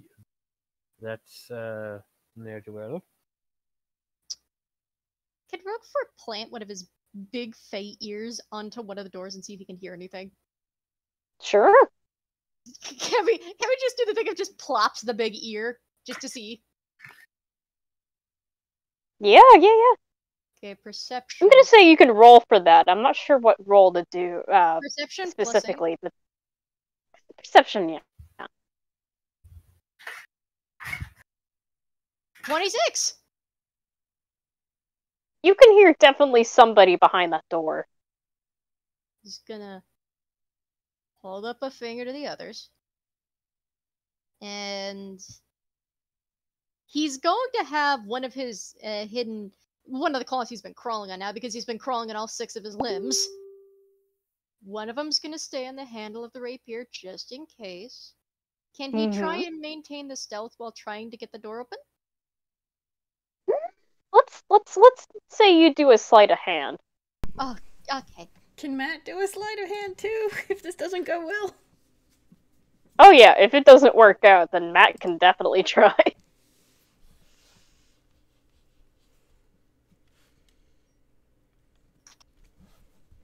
16? Yeah, you do that. You slowly try to creak the door open as quietly as you possibly can. And it's a dressing room. And yet, there's no sign of that shadow guy yet.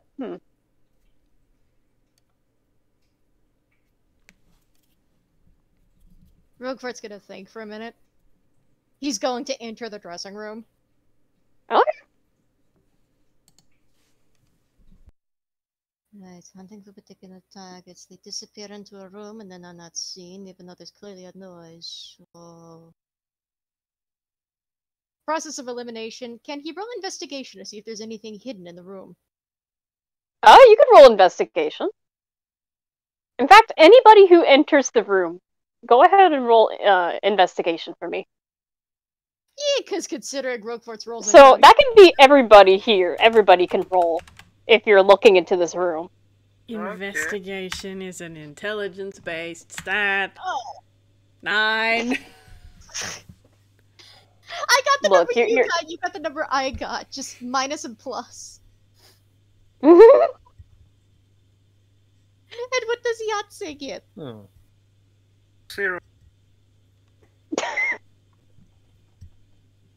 11. 11. Scranery coming in clutch. So, finally, Scranery, your old owl eyes are actually being put to the test, and you can do pretty good. You don't see anything out of place, really, but this is a dressing room, after all. And if there's one thing you do notice with your eyes, it's that there's a lot of copies of the same costumes that all of you are wearing, but in different sizes, intended for different tunes. All with the same lovely gold lining towards them all. Everything looks very elegant and fancy and theatric. Gold? Above board gold? Oh yeah, golden threads, yeah. I vaguely remember you mentioning that last time, yeah. Uh-huh. It's very elegant.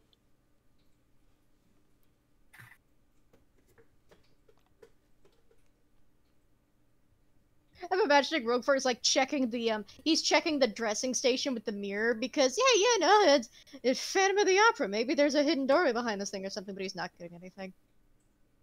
No, you're checking around, but there is no luck. He gets a glance. Yeah, Scranery, this is what you see. Do you point it out to the others, or do you keep this information to yourself? No, I will point it out to everyone. It's like, sorry, my brain went blank there for a moment. I will let the DM.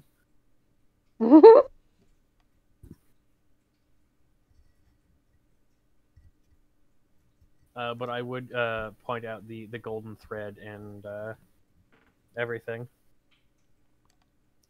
You're like, that's like as if Showtime really was like had like a seamstress or somebody who was really prepared to have a lot of back studies for these characters, huh? Can Rougfort check his script to see if there's any point they would have needed such a fancy costume? Yeah, you can take a look. Yeah, no, he's gonna look at his script because, like, the costumes you're wearing at the moment, they don't have golden thread, do they? Oh no, everybody does. Oh. I'll come in a sec. Oh, we're fancy. Yes, even Donkey. Donkey has a lovely like necklace brace kind of thing on. Oh, so it's like Broadway. That's cute. You just. Yeah, as you check the script though, there's no mention of any costume change until maybe the end for, say, the wedding moment, but even then, it kind of looks like basing on all the costumes that you see in the room, all of them still have that consistent theme of, yeah, there's like a golden touch to all of them. It's gotta be pretty. And it's the same as our costumes? Yeah? Down to the golden thread? Yep. Uh-huh. Huh. If there's no way for me to figure out if this was magic, I don't think. Looking at my spells, I do not have anything that can identify or detect magic. How's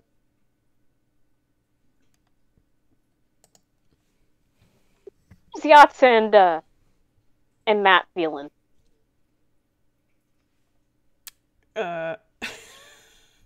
Matt does not have any opinion whatsoever. It doesn't strike him as odd at all to have lots of copies of the same clothes. He doesn't really understand this kind of arena. He's like, okay, you want us to dress up? There are lots of many gladiators that come through this kind of fighting ring. So I guess you need lots of shapes and sizes of these things if you're going to be this specific. It's a bit strange, but whatever. So it doesn't strike him as weird. He's kind of just rationalized it in that way and gone, yep, okay, fair enough, and moved on. And he's still sort of looking around in every drawer and under the vanity at the mirror, and he's not finding anything because he got a 9. Unless you let me roll again, which you'll still get something shit. But like. He's just. Oh yeah, no, you're welcome to roll again. Okay, I'm gonna roll. I'm gonna I just pick for shits and giggles. Please be really high, because that'd be funny as hell. That is an 11. It is slightly better than a 9, so I don't know if that gets him anything though. I'm gonna say, because it's slightly better than a 9, I'll just give it to you on this one. Matt, you think back on what you were looking at earlier, which was the pocket lint that Rougfort showed you. Mm-hmm. If anything, it kind of has a similar glisten towards the threads of all of the costuming. Mm-hmm. When he realizes that, I think he's going to be standing on the vanity. Because he's short, and he is just going to make a bit of a aha, and then point at the racks of clothes. Like, it's costumes from same little bit of fluff, yes? And then just pointedly look at Rougfort while pointing. Rougfort was momentarily distracted because he caught a sight of himself in the mirror, and he's just having a silent conflict about how he looks. And it's just, what, wait, huh? Little ball of fluff, you ask to sniff, yes? Is. Ta-da! More fluff! In cloth form, yes. Rougfort's going to leave the dresser and his identity crisis, and is going to, I guess, hold up the lint to the costume? Just to see? It's a 1-to-1 match. Why was this on Showtime Shoulder? Well, not to jump to conclusions. But they are the showmaster. They do interact with most things in the production. Cool. He's gonna tuck that gold pocket lint back to his hammer space.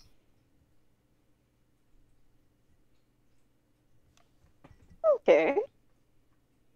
Is there anything behind the costumes? Well, I guess you could take a look and find out, I guess. We'll poke our head? Just the head. Just the head. If it gets cut off, then, that's fine. I say this jokingly, don't cut his head off. I'm not going to. It's close. Yeah, you take a peek through the clothing rack and see what there is. Like, surely there's got to be something on the other side. And yeah, there is actually. Eh? There's an open vent. How big are we talking? Large enough for, I'd say, a medium-sized tune to fit through. Rougfort's going to look at Scranery. Just with the tired googly eyes, and he's going to gesture to that. Alright, it's been a couple of years since last time I've crawled an event, but cracks back. Okay. Kunk, kunk, kunk, kunk, kunk, kunk. I guess Rougfort's gonna follow Scranery into the vent. I If am I had a impressed by soundboard. Gusto of Large Bird Princess, yes? He's very enthusiastic for the chase. Yes. It is, just 1 second. It's not my first time. Talk to Ollie next time you want to talk, next time you want to hear some stories.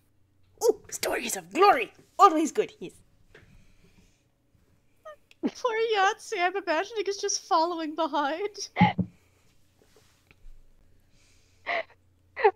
I take that Yatze is just kind of watching the rest of you climb into this vent. Sorry. I do not know he can fit because he's still in animal shape. So I'd say the donkey form could fit. I'd say the donkey form could fit. So yeah, are they are struggling to get in, right? Not too badly. Because It's a little snug, but it's doable. It's doable for the donkey size, definitely. Okay. Time to go. You're just to like, go why in, are we doing this? time to go in, I guess. I try to push whoever is in front of me, so if they are struggling. And I know it's a little bit cramped. Oh yeah, it's a bit snug, but enough to get you all in. Scranery, since you're at the very front, after a while of climbing around, you definitely see a dark figure up ahead that is making it to another vent and exiting out of it.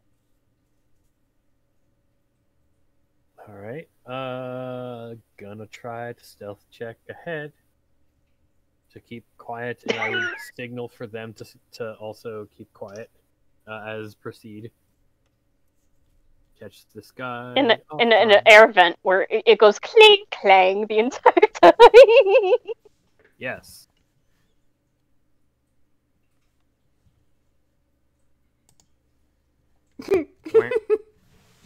Bow. To be fair, catching Rougfort up. does weigh about as much as only as much as a small dog, so... Ka-chunk, ka-chunk, ka-chunk. I guess that's a stealth for me too. Yep. Why Oh. not? Let's- Scranery, you're just up and going, guys, quiet, and then proceeding to be very noisy in this vent. What's your stealth, Matt? Oh. Meanwhile, Rougfort and Matt have no problems being quiet. Considering we're small, can we just like pass through? I believe since we're small, can we pass through that through Scranery's space and just crawl past? And just Scranery just feels something like a big fucking bug crawl past. I mean, you could try. Under the dress and through the I mean, if you're between the both- legs. I mean, if you're both trying to climb past Scranery at the same time, let's get you to do an athletics check or something like that. You know? Oh god, athletics! I was hoping one at a time, but if it's gonna be both, sure.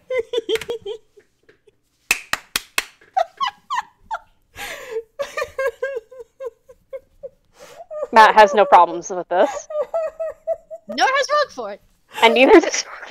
Scranery, you are trying so hard to be quiet, but you are ultimately failing. And during this, you didn't notice at first, but now you just feel like a bit of fur on one side of you go past, and then you feel like a really weird bug crawl over you for a second, and then, oh, it's just Rougfort and Matt. Mm-hmm. Yeah, just I imagine the giant beetle shell did not feel great, but Rougfort's just gonna Just sneakily there they go. just skitter. Oh my god. Matt is absolutely going to be doing like if Scranery is like on all fours, Matt is absolutely just going to be like under the dress and then between the knees, just go out the front.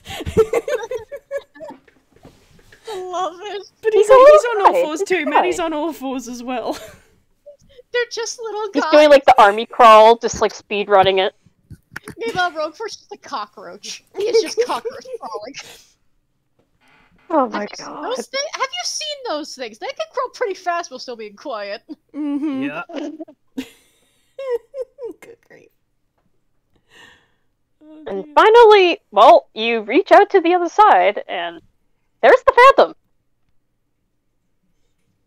And they seem kind of shocked that you managed to keep up with them, and they just kind of pause in their tracks for a moment. Doody doody I'm just posting doo. this in roll zone. I was literally thinking of that gif for Good. Good. rotating bug, rotate cockroach. Rotating Roguefort gif that needs That- to be a thing in the future. That's the whoa. But back bum, below bum, the board, bum. back in character, what was it you said? You guys finally make it to the other room, which is like another dress room, but on the opposite side of the stage of where you just were before for backstage. And you see the Phantom right in front of you. They're kind of in shock right now and just staring back at you guys like, whoa. They're definitely got a mask. They definitely are hiding in shadow completely with a big hat and everything. I was thinking How of close Monster are in they to the Paris. door? How close are they to the door?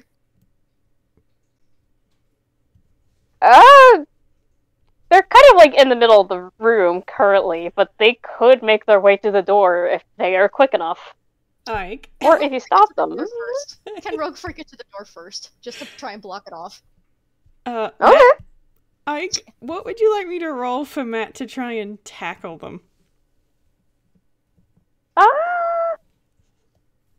Let's say strength. Like just a basic strength. Let's go with that. Or... Meanwhile, Roguefort's just crawling along the wall toward the door like a fucking cockroach. Please, Maddie, please do this well. Maddie. As a 14, Yay! that's not too bad. Oh yeah, no, you definitely get a grip on him. You're just like, okay, we got the culprit. I'm gonna keep hold of him, even though I'm tinier than him. He cannot leave. Yep. So he's got this guy grappled now, and he's just going to be holding on to him and just, be thankful I am not my sister, for otherwise you would be lightning, yes. I assume when Scranery and Yatze catch up, they see that this small cat has got a hold of the Phantom and Roguefort is just blocking the door. What? Pretty much, yeah. You got him! Congratulations! That makes Matt start to purr a little bit. Oh, Matt. So, in this moment, I want all of you to roll a wisdom saving throw for me. Oh, no. good. Finally, something good! Oh no. Oh, no. Oh, no. Oh, yes. Oh, no. I I saw will the say- trigger warnings for this game. Oh, no. I will say, Oh, yes. if something else does try anything over Roguefort, that's going to be a very interesting result. 13? Oh, jeez, it's just gonna be a bat, I think. Oh, no. So, Scranery and Yahtzee, you make your way out. You're completely fine. And you're just like, okay, you caught the culprit. That's fascinating. Very good. Now we need to figure out who this person is and, well, figure out what the heck is going on. And why are they trying to sabotage the entire show? Meanwhile, Rougfort, you're fine. You're also fine. You're pretty much just blocking the door, making sure that you're big enough that it would be difficult to open said door behind you. Meanwhile, Matt, you're holding on to the guy, but your grip kind of like it gets a bit looser, Mm-hmm. and there's a reason for that. Mm-hmm. Matt, you don't really feel like yourself anymore. Oh, no. Great.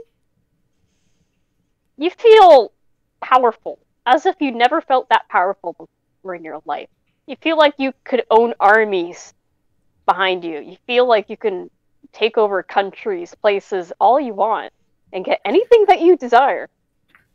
And, well, the violent urge doesn't really go away, but now it's more of getting people to do stuff for you. Oh boy. Okay. Can Rougfort... Can any of us see that, or do we have to roll perception? It depends. Depends on if Matt wants to say anything, do anything. Gosh. So it takes me an extra second to figure out how Matt talks as opposed to what he's saying. What would you say? What would you say, Maddie, in this case?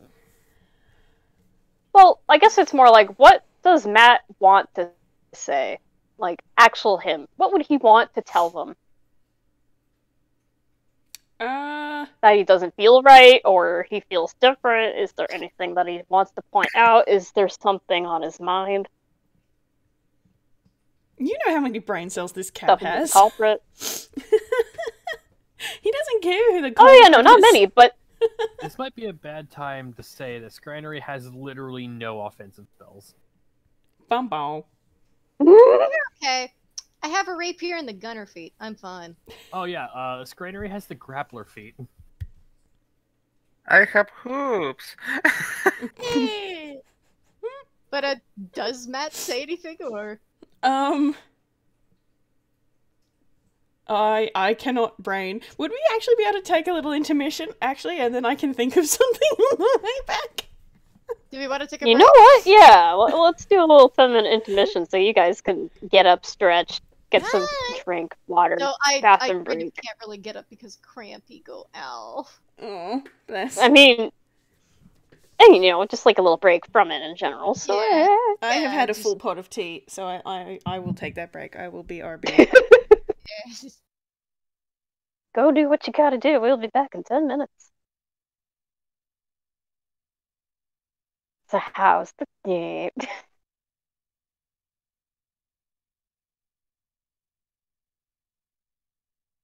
Also, Oogie, I see you in chat and hello.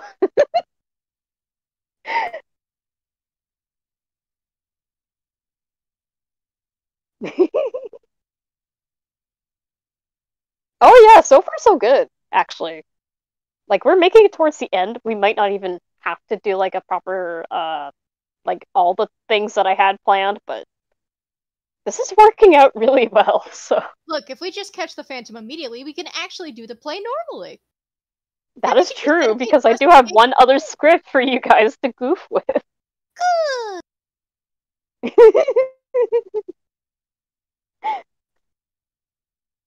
Which means we'll get towards the end, which I know is something Oogie is very much looking forward to, for a very specific reason. So that'll be fun.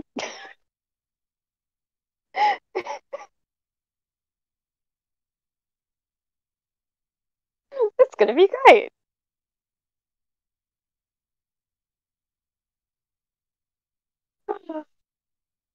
So far, so good. I truly am just the one person going, haha, Shrek is canon.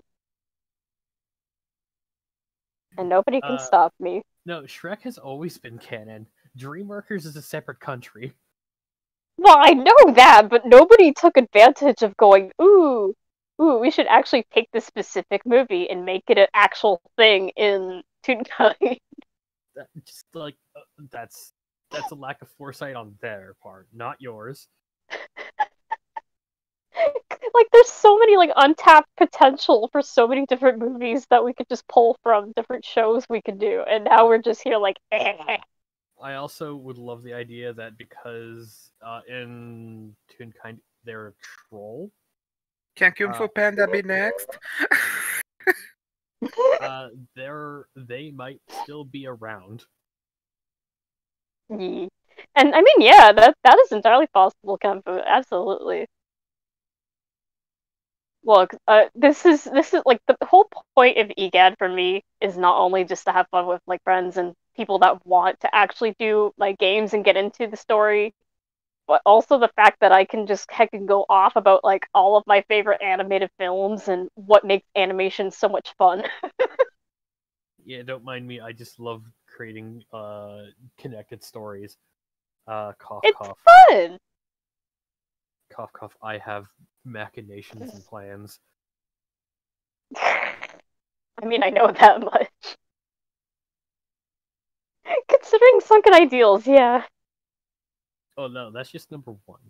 I I have. know, but I know there's more to it than just that, but that laugh, good god. As a DM, you need a good malicious laugh. It is. See, meanwhile, I don't really have a malicious laugh when it comes to being a DM. I think at most, I just have a gremlin giggle.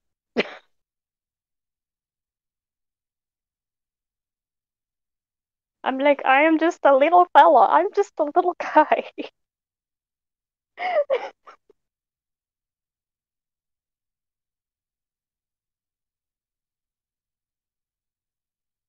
But this is so good so far. I'm excited to get to a very specific point that I know Oogie is awaiting on, so it's gonna be very, very fun. I'm just sitting here like rotating that idea in my brain, that one particular part when we get to it.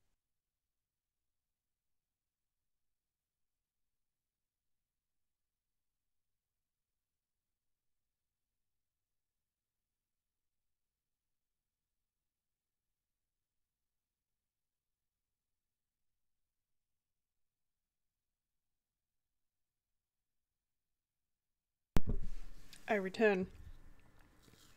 Welcome back. I have cheesecake in a jar. Ooh. Dang, now I want cheesecake. What the heck? Whis, you can't make me suffer like this.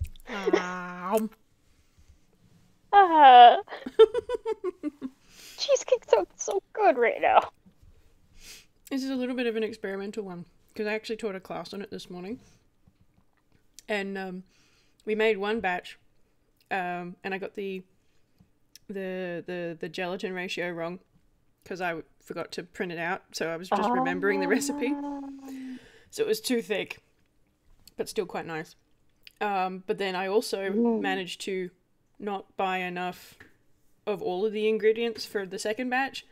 So, like, my cheesecake normally has block chocolate in it.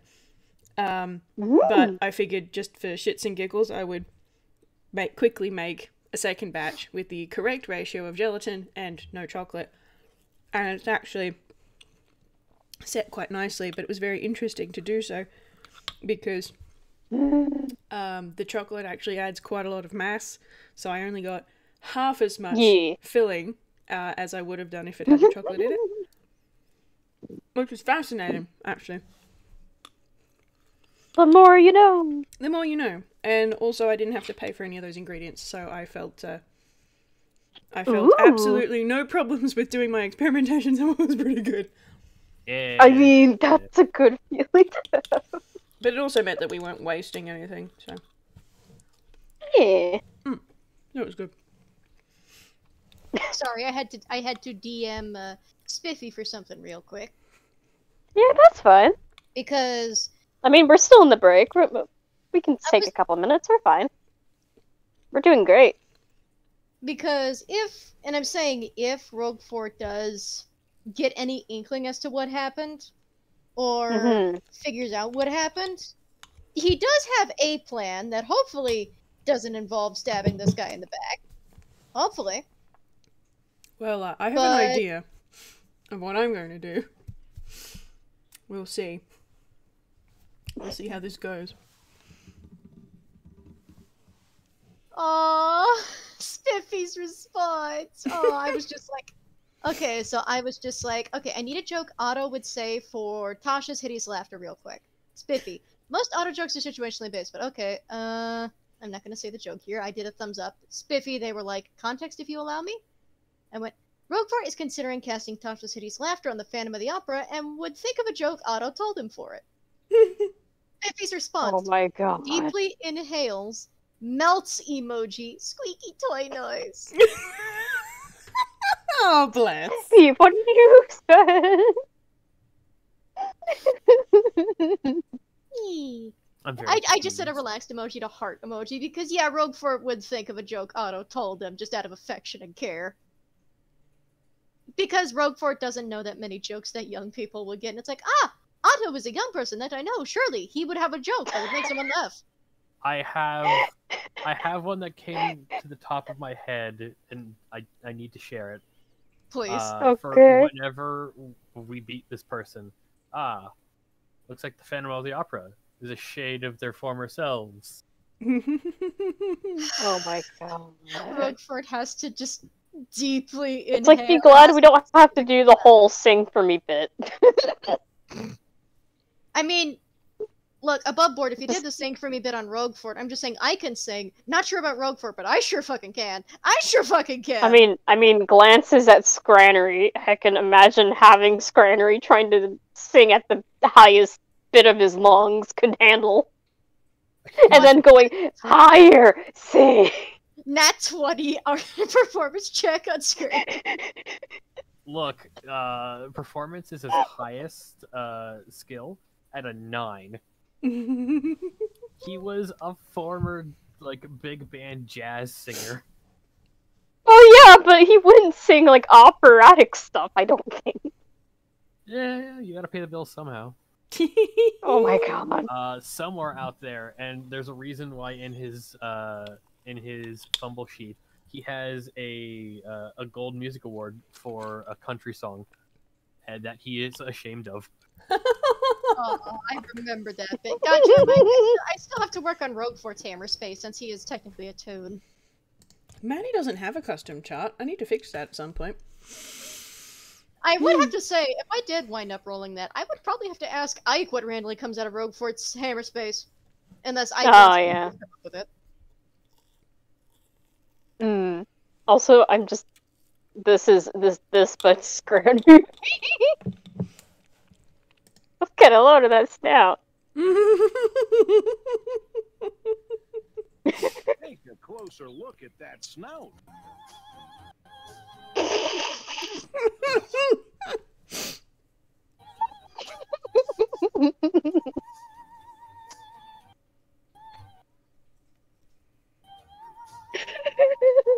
I'm not playing the whole clip because I know I wouldn't mute it, but yeah! Okay, but it's funnier that way. I think it's funnier that way. It is funnier that way, yeah, just hearing it distantly through someone's fucking mic. It's like the Pepsi Man thing from Phasmophobia. Let me find the fucking clip, because that one is also fucking fantastic. Phasmophobia Pepsi Man. Just Phasmophobia that entire Pepsi meme, but Man. it's Scranery the entire time. Get a load of that beak. Get a Phasmophobia closer look at that beak. Pepsi Man! I'll actually also play this over my mic, but if anybody just wants to watch it in thumbnail, it's only 50 seconds. Anyway,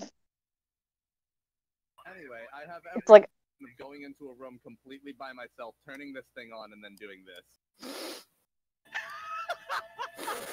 I can't dispute this. Oh, that's bad. God. We're in the attic right now. I'm gonna try my Pepsi Man up here.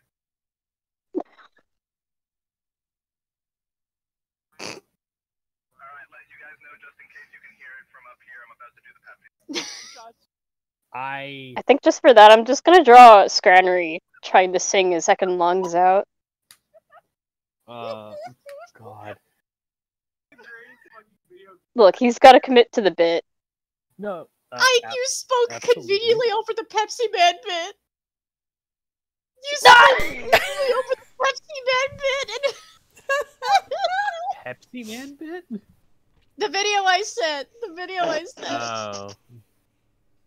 Hang on, let me just, I'm gonna rewind just briefly. And hopefully it gets over my mic. If it doesn't, just watch the clip. It's only 49 seconds long, please. It's very short, but it's really funny. Aw, the sound effect is too quiet to catch over the mic, but you can catch the player's laughter at least. Oh god, yeah.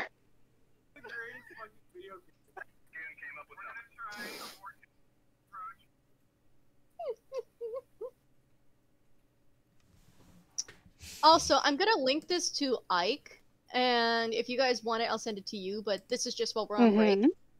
It is a very nice stop motion thing someone did of a esteemed streamer playing Phasmophobia, and it's actually really fucking good stop motion involving dolls and even handmade body horror dolls. So, like, that's for Ike. If anybody else wants to see it, I may post it in gallery chat just with spoilers, because when I say it's good stop motion body horror, it's good stop motion body horror.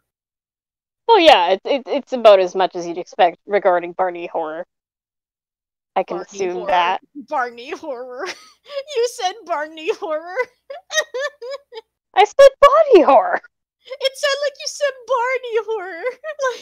Like, I mean, that sounds terrible. That sounds like that's... I think someone tried making a creepypasta of that and it failed horribly.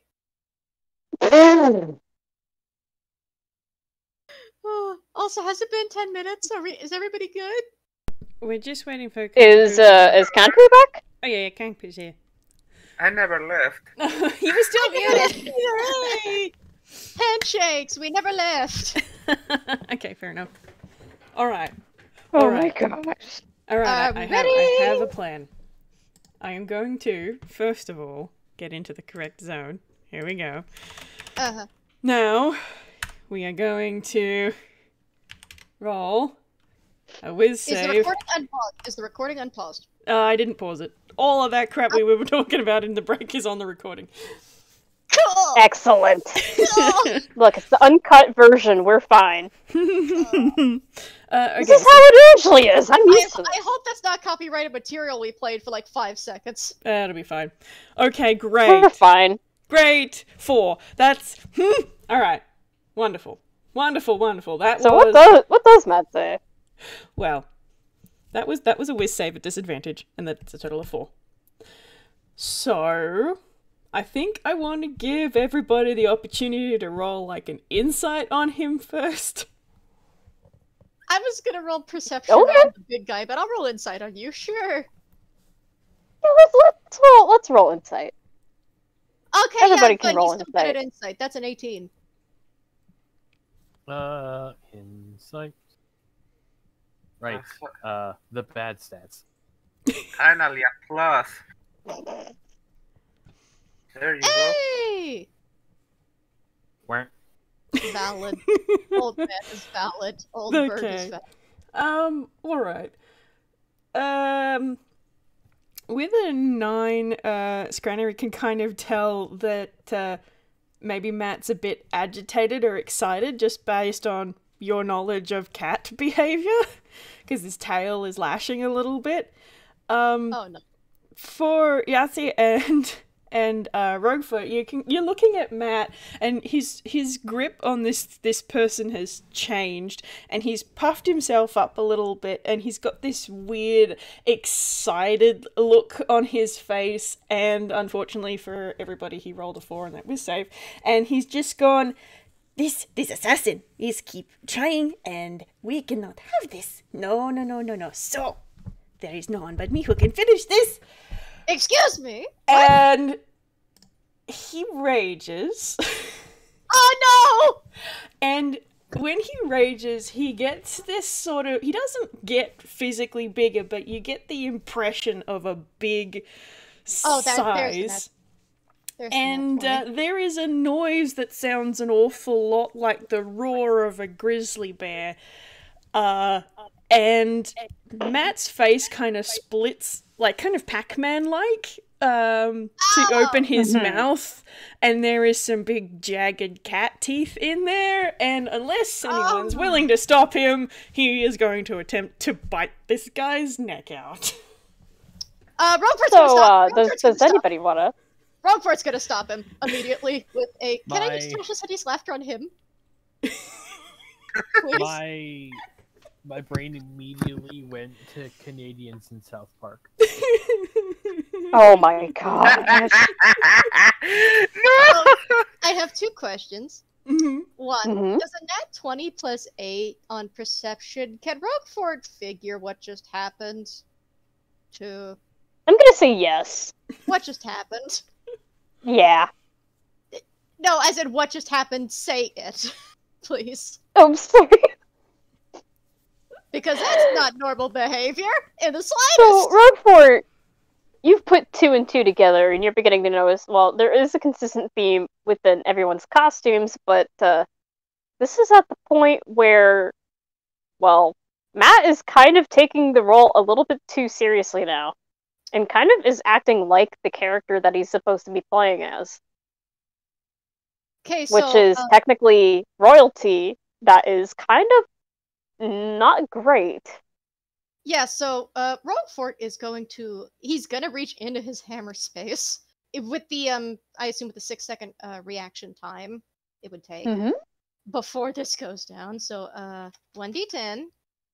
Thank God you didn't fumble. That's a nat 10. Let's go. And he pulls up what appears to be a handful of tiny sweet tarts, and you're not sure what kind of feather.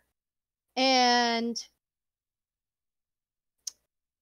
we're going to try Tasha's hideous laughter on our raging friend. Alright. And the joke he is going to say, because in the moment he's trying to think of something to make someone laugh to snap out of it, and he thinks of how Otto made a joke that made a guy laugh so hard he spat out Yanti poison. And he wants to help someone the same way Otto did. So, thinking of an Otto joke, he is going to quickly and loudly say, while still staying on the door, mind you, because he does not want them to go after whoever this is, but also would like them not to escape, is going to say, let me pull it up real fast.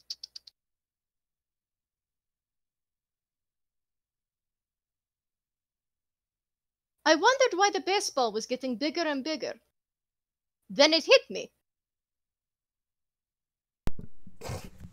Wisdom save. Okay. Wonderful. 7. You That's not enough, is it? Mm-hmm. fall prone, becoming incapacitated and unable to stand up as you are taken by fits of uncontrollable laughter. Goody. Alright, I'm picturing Matt's coming down, with like teeth first towards this guy's neck, and then just sort of misses, like to the left, and just sort of rolls a little bit, and then he lands on his belly, and he's half curled in a little ball, and his front, like his arms are doing the little cat thing, you know, when they lie on their back, and then his little legs are kicking. And he's just got this really weird little sort of desperate little giggle. It's not like a guffaw. It is absolutely like sort of a little giggle. And he's just lying there and he's doing little kickies. Oh, buddy. So Rougfort is holding the tarts and is concentrating on Tasha's hideous laughter. If anybody would like to get the Phantom, that'd be great. Gonna Please? roll grapple check. Ooh, grapple check. Okay. I believe that's contested. Is it strength or athletics? It is athletics versus the Phantom's athletics or acrobatics. Please tell me the owl is stupidly strong. A 14's not bad. That's a +5. Whoa. Yeah. The owl is beefy. Rougfort can respect it. Rougfort is looking very respectfully. He's another old man. He can look respectfully. I mean, that is true. And yeah, you grab him. Yeah, you just see like You just hear him kind of whimper a little bit, like, oh. Thank God this is sleeveless. And then he just jumps on him. Just Popeyes the arms for a second. He just jumps on him. I'm imagining Rougfort's googly eyes are looking very respectfully like the eyes emoji for a minute. Now I need a Rougfort eyes emoji. I've gotta make that happen. But, okay, so you've got him grappled. Rougfort's concentrating. Would Yatze like to unmask the Phantom? Sure. No, he takes the mask with his muscle, like beats it off. Yeah. Yeah, you take off the mask and well, you haven't really met this guy before, but this particular one looks like he's dressed almost in the same way as Matt is, actually. Same outfit, same crown, everything. Eh? Well, underneath dark clothes, anyway.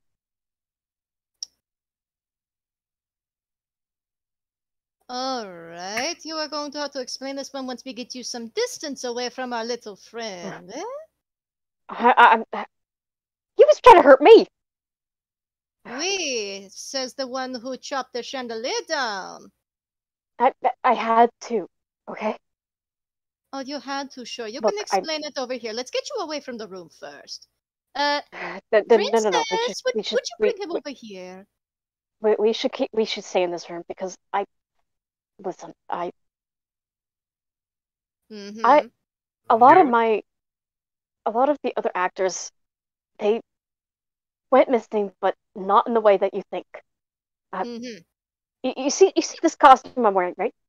We... I was meant to play Prince. That was what I was meant to do. And you're about to drop the chandelier on the other prince. It took so much in me to break out of character. I don't know what's up with these costumes, but every time you wear them, it just feels like you're losing yourself a bit, and you kind of just learn to be the character that it was made to be of. Rougfort. Something has been going wrong. Something has been going on for weeks now, and every time new actors come in, listen. I had to sabotage it so then maybe this sort of thing could stop. Well, maybe first we could get you out of whatever clothes are doing that. I mean, I would see that for yourself before anything happens. I mean, look at him. Rougfort glances over. All in favor of a costume change? He lifts the hand with the feather. He's still concentrating on Tasha's hideous laughter, by the way, so you're still giggly. Sure. Okay, just going to one moment. Just like if we release you, do you promise not to run? I won't run. I'll explain everything from the top to what I know, and we cannot tell Showtime about this. Like, we can't tell the director. I am insight checking that real quick, and yeah, if the insight check succeeds, he is going to actually start taking off the fungus costume. So that's a d20 plus 2.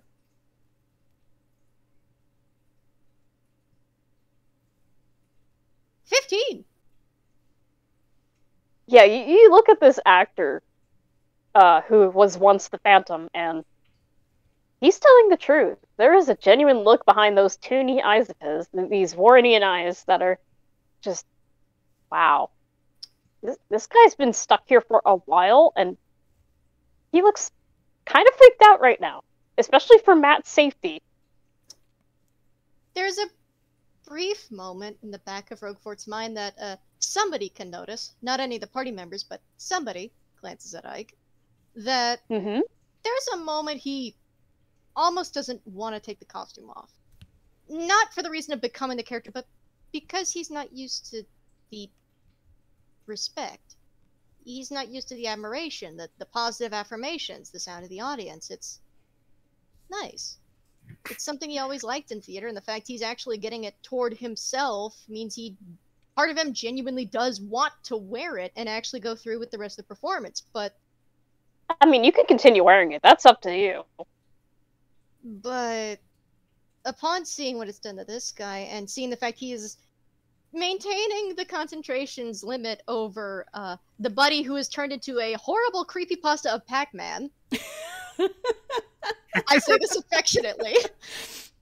It is still cute. Like, Matt's entire, design is just basically cute and round. So while it's a little bit disturbing that he's suddenly got a mouth and teeth, it's still kind of cute in a way, if that makes sense. Yeah. But the other part of Rougfort is, and I say this tragically and heartbreakingly because, again, he doesn't get many chances to relax with people he cares about, is unfortunately very used to magical shenanigans, so he is going to I guess we're gonna use the rapier and we're gonna cut himself out of the costume. Snip, snip. Okay. Yeah, you do that. But without the costumes, there we are not finishing the play, right? We'll work on explaining that later. Help me get the costume off of our small friend here before they snap out of it. He's still maintaining concentration, but one of his hands still has the rapier. Between gasps of giggles, Matt's saying things like, "How dare you!" and "Release me!" kind of thing. Oh, I would love to, Your Majesty, but I have too many jokes for you. I mean, it's hideous laughter, right? He is nodding. No, like the out of character is hideous laughter, right? Yes, it is hideous laughter. That's why we're trying to hurry it along, because hideous laughter only lasts for a minute. No, So- also in a minute, and I believe he can repeat the saving throw after each round, so to speak. Yeah, and yeah, he can repeat wisdom saving throws. That's why Roguefort's trying to be quick about it. Quick, okay. I'm not gonna have Matt re-roll the whiz saves. It's fine. Roguefort is above board. I am aware of it. That is why Roguefort is trying to speed run getting them out of the costume. Because if they're still in costume when that wears off, Roguefort does not want to wrestle with the little affectionate bastard. I say affectionately. Yeah. So snip snip goes the costume. Snip snip snip snip snip snip snip snip. And I Very guess- much a costume change. Very much made.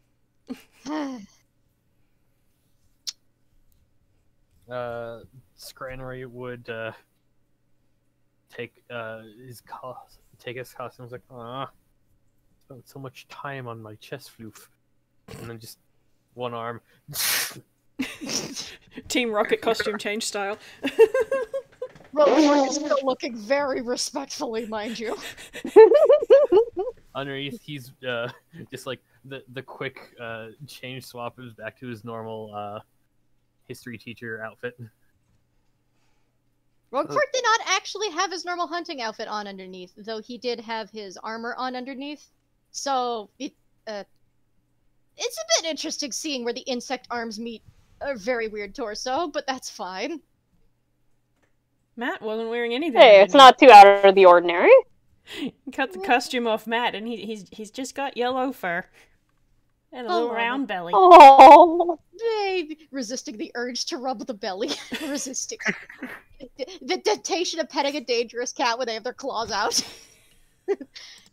But, I That assume could be the vibe. once the minute passes, is Matt back to normal out of costume? Oh, totally. I think he's just gonna kind of, once the hideous laughter wears off, and he's been taken out of his costume, he's just gonna sort of starfish on the floor on his back and just look up at the ceiling and just go blink, blink, blink, and you just sort of, you can see the rage just sort of go "Yoop."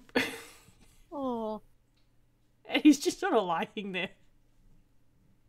I am gonna roll him a saving throw to resist petting the belly. I'm gonna roll a saving throw.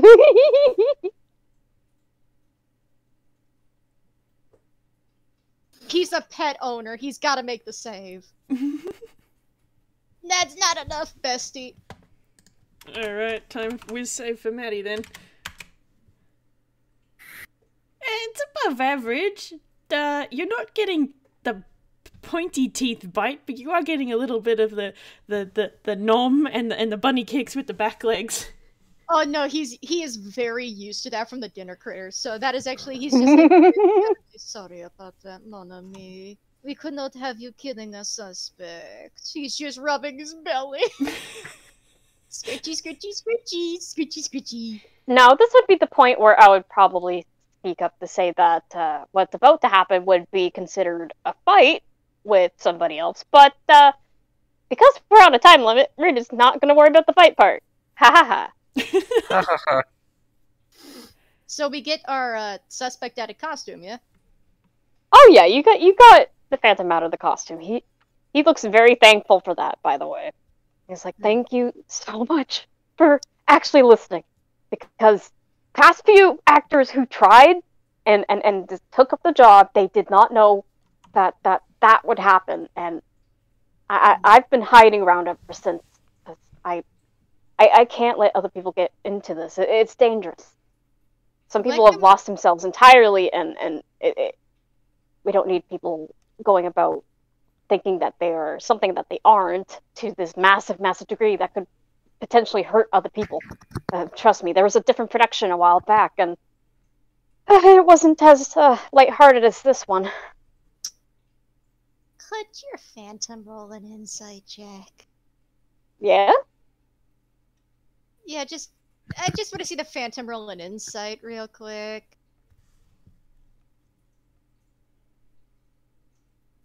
That is 14. shockingly enough. That beats the unlucky number 13.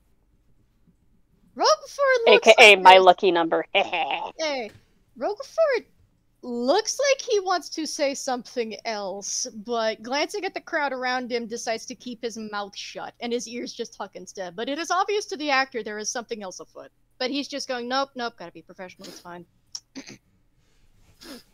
My brain immediately goes to if you've ever seen... It's a very simple scene from Invader Zim, where it's like they cut from like, all right, we need to go to this place. Then commercial break. After the commercial break, there's a dead alien in the background. Wow, that was really eventful. Anyway. Yes. Oh my god. So, if we cannot tell Showtime, why was this on their shoulder? And he's going to pull up the lint from his hammer space. Hang on, with D10. Yeah. I haven't fumbled on the hammer space in so long. Please. Yeah, go. Yeah. But he holds up the lint with the little gold thread that looks like it's from those costumes. Well, the only person that I know that could possibly be responsible for looking into these kinds of costumes would be him. Clearly, he's a director. He would know every inch of this place, right? He would. Yes. Master of the arena knows Of course. all the secrets. Also, stop touching my belly. He would politely pull the hands back before the actual teeth came out. And he's gonna stand up and brush his fur off and make this sort of fold his arms, make this little pout as if he was trying to be dignified. He doesn't, because he's small. As you guys are going about this, yeah. As you guys go about this, you do hear the door open up in this room that you're in, and there's Showtime. At first, he looks relieved to see you guys. Oh, thank goodness he found the culprit. Weren't you one of my previous actors?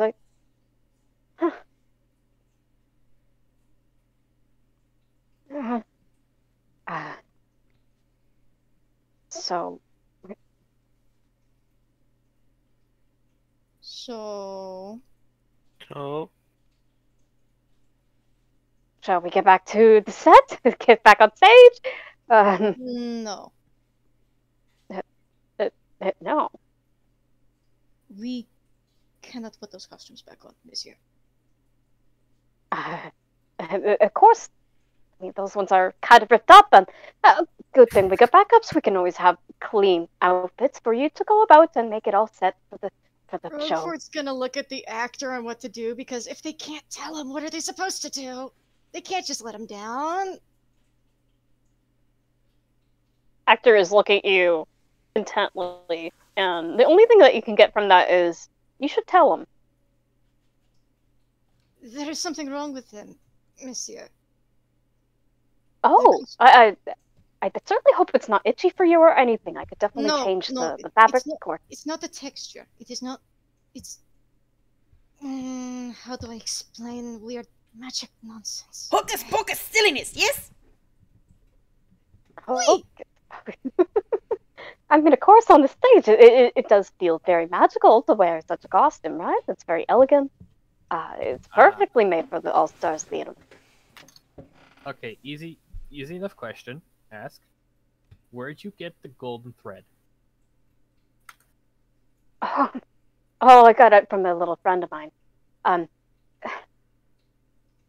I guess I should become clean with this, shouldn't I? If you would like your production to ever succeed again, we...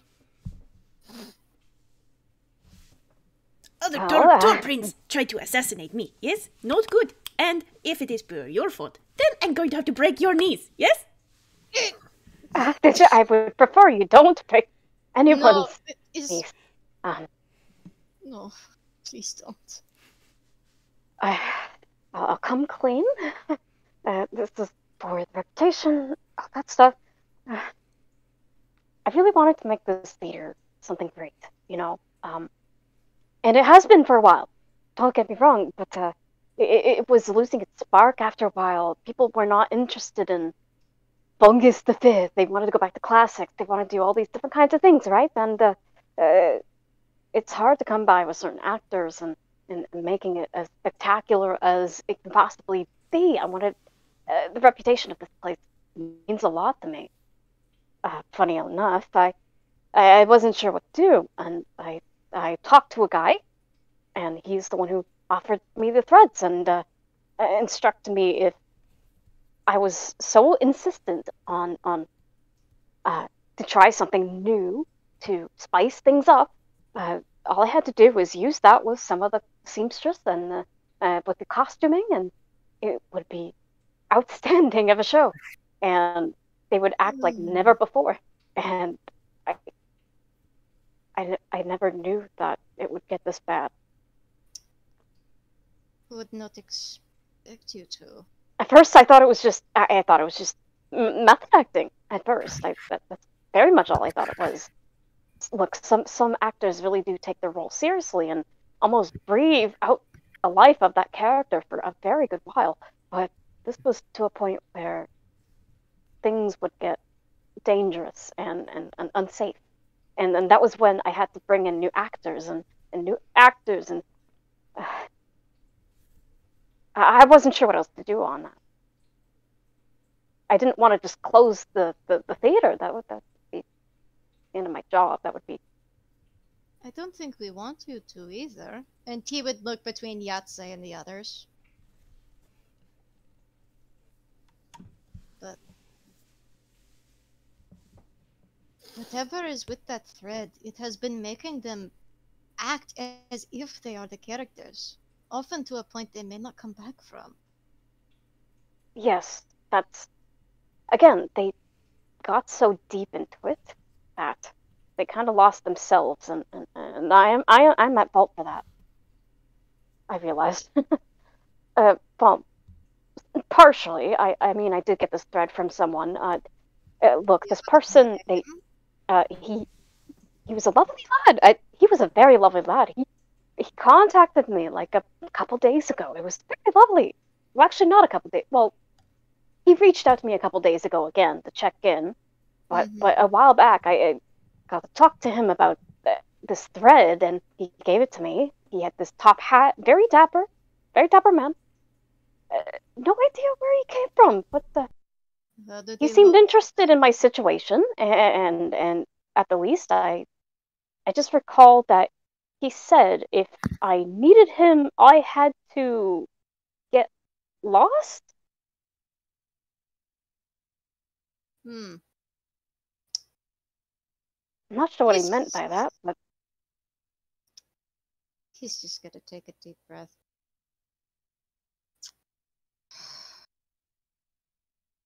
Again, I'm very sorry. It is not... You were right, it is not your fault. If you would like to continue the performance, we can try and put together costumes without the thread. Oh, that would be lovely. I think at this point anything can happen, and we'll just have to go with the flow, as they say. Break a leg and all that. I have fought in Not many literally. arenas, yes? And this arena, very strange, but no different. People who fight in arena must want to, yes? Oui, you do not want to make anyone fight against their consent. That's true. I mean, anybody who decided to join purely went in because they wanted to, regardless of their skill, and I was happy to oblige on that. which means they wanted to help bring the theater back. And clearly people come to the theater because they still wish to see it. Yes. Of course, I wanted to have, like, the best reputation of the dream workers, but, alas, I guess I went a little too hard on that. You got manipulated. You did not go too hard on it. You're fine. This tiny I man don't know if I would just be gonna, considered the tiny man's just gonna manipulated, hold his but, hands as he says that. In his little buggy claws. oh, well, if you're still willing to help out with the show, we do have quite a bit to do for the show. Yes! Instructions for rules of play. Say, fight dragon. Yes? I'm still keen. Rematch with dragon. Always good. Yes, finish the play. Hey, we have a performance to get back to. Yes, well, in just some time, too. What kind of costumes can we make on the fly here? Actually, hold on. And Showtime thinks for a minute. And he ends up... Now, I'm trying to think which spell he would use that would successfully create costumes on the fly. Alter self or wait a second, seeming. I feel like, well, currently he has disguise self, but it's not really to himself, right? Yeah. I was gonna say Rougfort was gonna use Druidcraft on himself, since Fungus's costume has a literal mushroom cap. There's another one he has called Major Image. Ooh, That could also work. work. Jinx. He said at the same time. Oh my god. You know what? He does that. He takes a little snap at it and, well, he casts Major Image. The costumes look the same, but without actual golden thread. But still has the illusion of looking very elegant and the same, like, before. Matt's going to spend some time just like patting at his costume, because Major Image doesn't have mass, does it?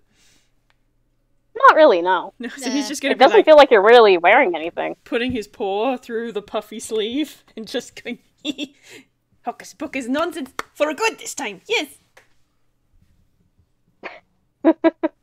Just for the sake of he has some weight on his head, he is still gonna use Druidcraft for the mushroom cap, but it just fits the illusion.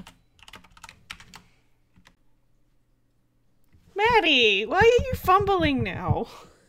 Oh, somebody's fumbling at least. Oh boy. Please stand by my while I get the God. default chart. I am gonna have to dip fairly soon. That's why I we're trying to have- move along, yeah. I have work in the morning. 20 is wheeled boots. Maddie is going to pull them out. He's going to look at them, look down at his little feet. He's going to plop down on his bottom, pull them on, one at a time. This prince now has wheelies. That's not high enough. 5. Okay, a 3-foot-long Q-tip. That is bigger than him. He's gonna pull this big Q-tip out, look at it, put like with one hand on his hip, then he's gonna like tilt it, and he's just gonna pull the fluffy end off each end. Aha! Makeshift spear is good. To battle! And he's gonna just glide towards the door. Oh. That being said, we finally move into our other scene, which I have prepped a paired ahead of time, which isn't actually the proper end of the play per se, but at least it's a scene that kind of felt appropriate for what story they were trying to tell. It was like before the marriage section, you know, Mm-hmm. where there's a misunderstanding between Fungus and the princess. Yeah. I know Or what it scene gets it's a little about. feelsy. Let's see the script. Let's see how sad Rougfort gets to make it. Or tries to make it. Oh boy.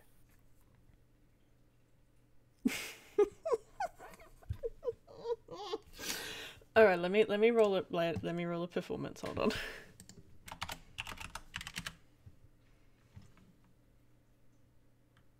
I also need to roll, but you first. Okay, 16.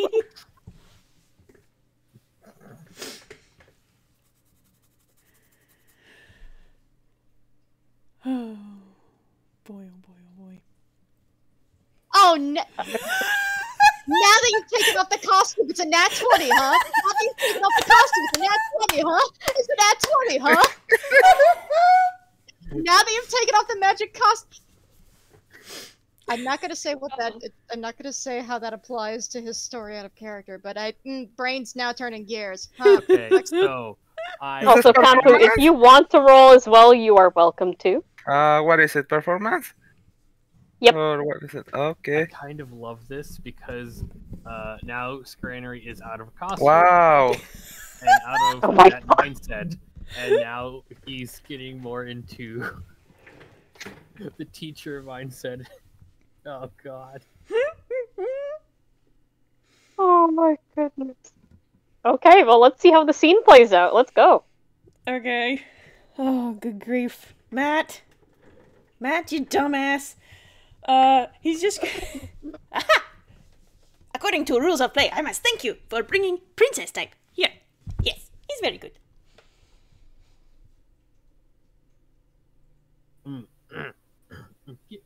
Yes.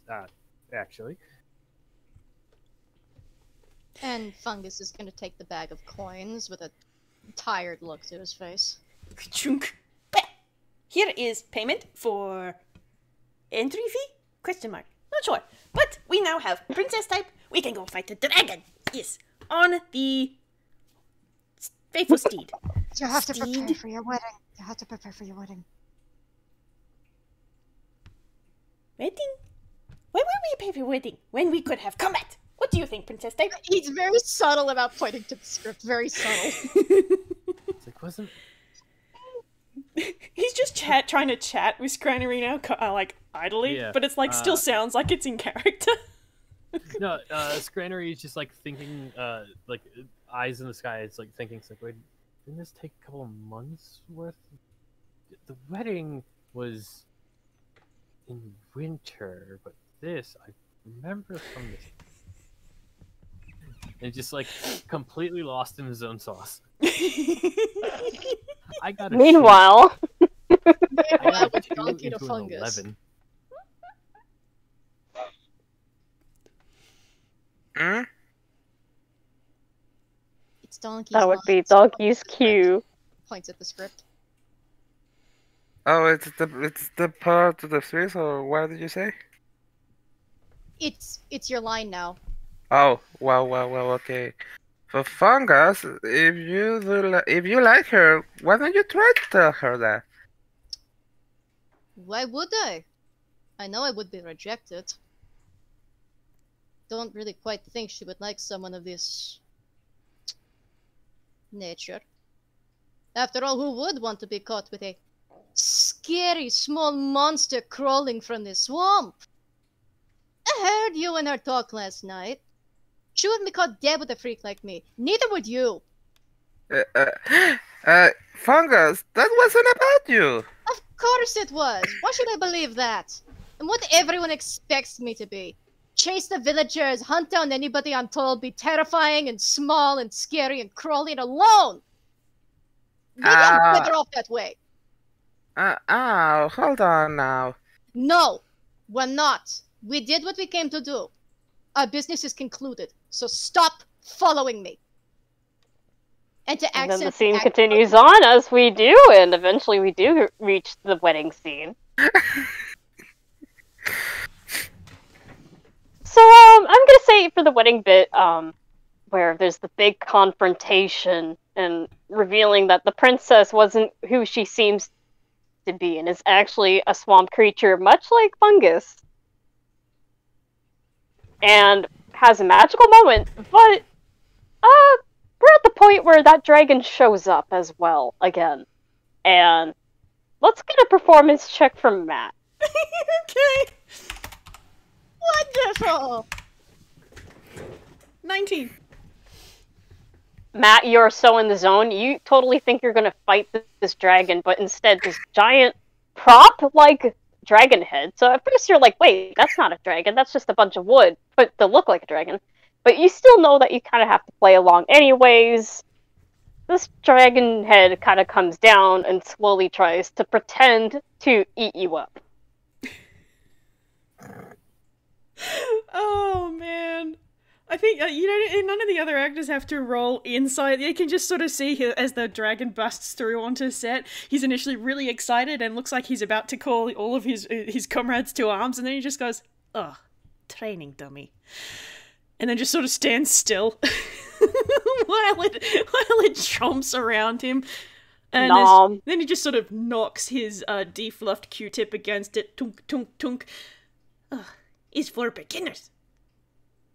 I'm imagining that muffled voice from In the Dragon's Mouth as the character's last words. Yeah. Oh boy.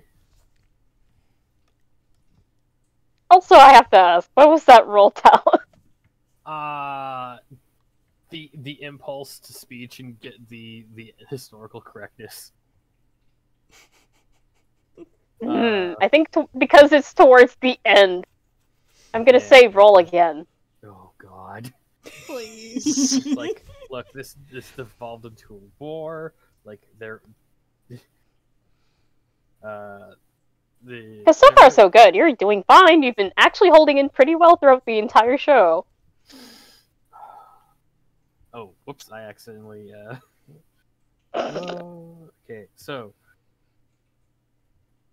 performance or wisdom save? What would you say? You know what? Let's do it a wisdom save this time. Oh, whoops! I forgot the. Out of habit, I feel that. Mm.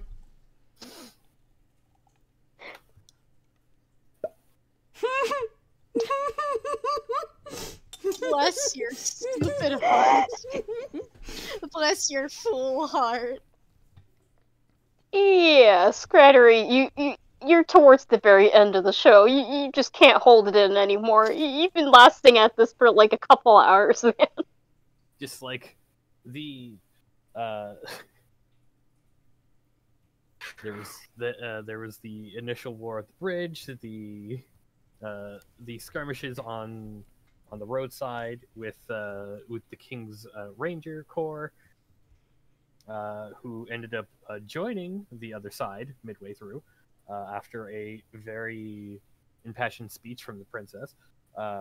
Then the then like 3 to 4 months of guerrilla warfare and petitioning Gizlet for backup, for more reinforcements for a war they did not want to start, but because mismanagement of both of one side very hard led to What are the character who was playing as the mirror? That mirror person is just gonna slowly put a hand onto Scranery's beak. I was about to roll something because he failed the Whis save. Aww. I mean, you can still roll. His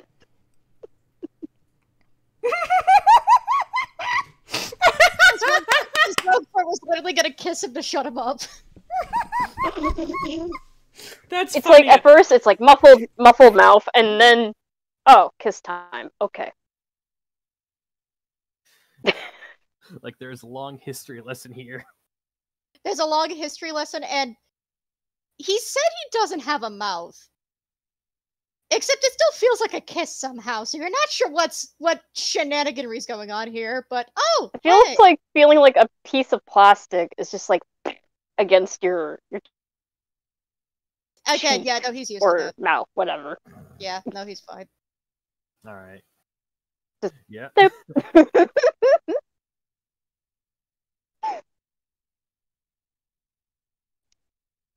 guys did it! You made it through the end! And now to jump cut just a little bit more for a tiny, I guess you could say, after credit scene to all of this.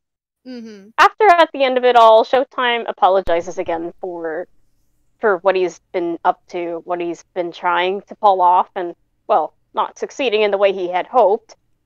And he mentions, well, you are welcome to come back anytime, okay? Free of charge, you can come back. If you want to act along, feel free.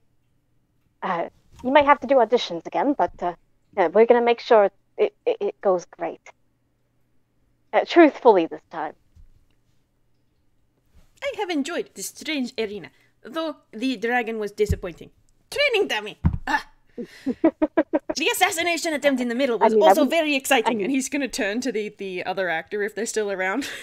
Like, just give little tiny Oh thumbs yeah, up. they're still here. They're still there. He's just gonna give little thumbs up. Very exciting! He's just like nervously, okay.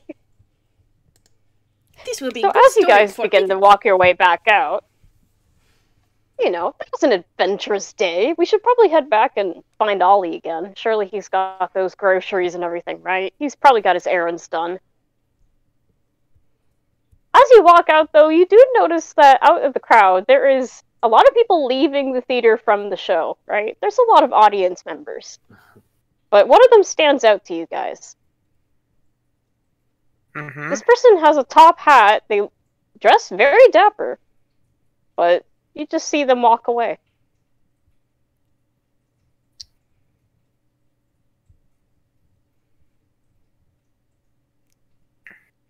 Interesting. Interesting. Is nobody for the audience asking me for an autograph? There's probably a couple people that actually want autographs for the donkey, because clearly that was the best character. He looks so much like him.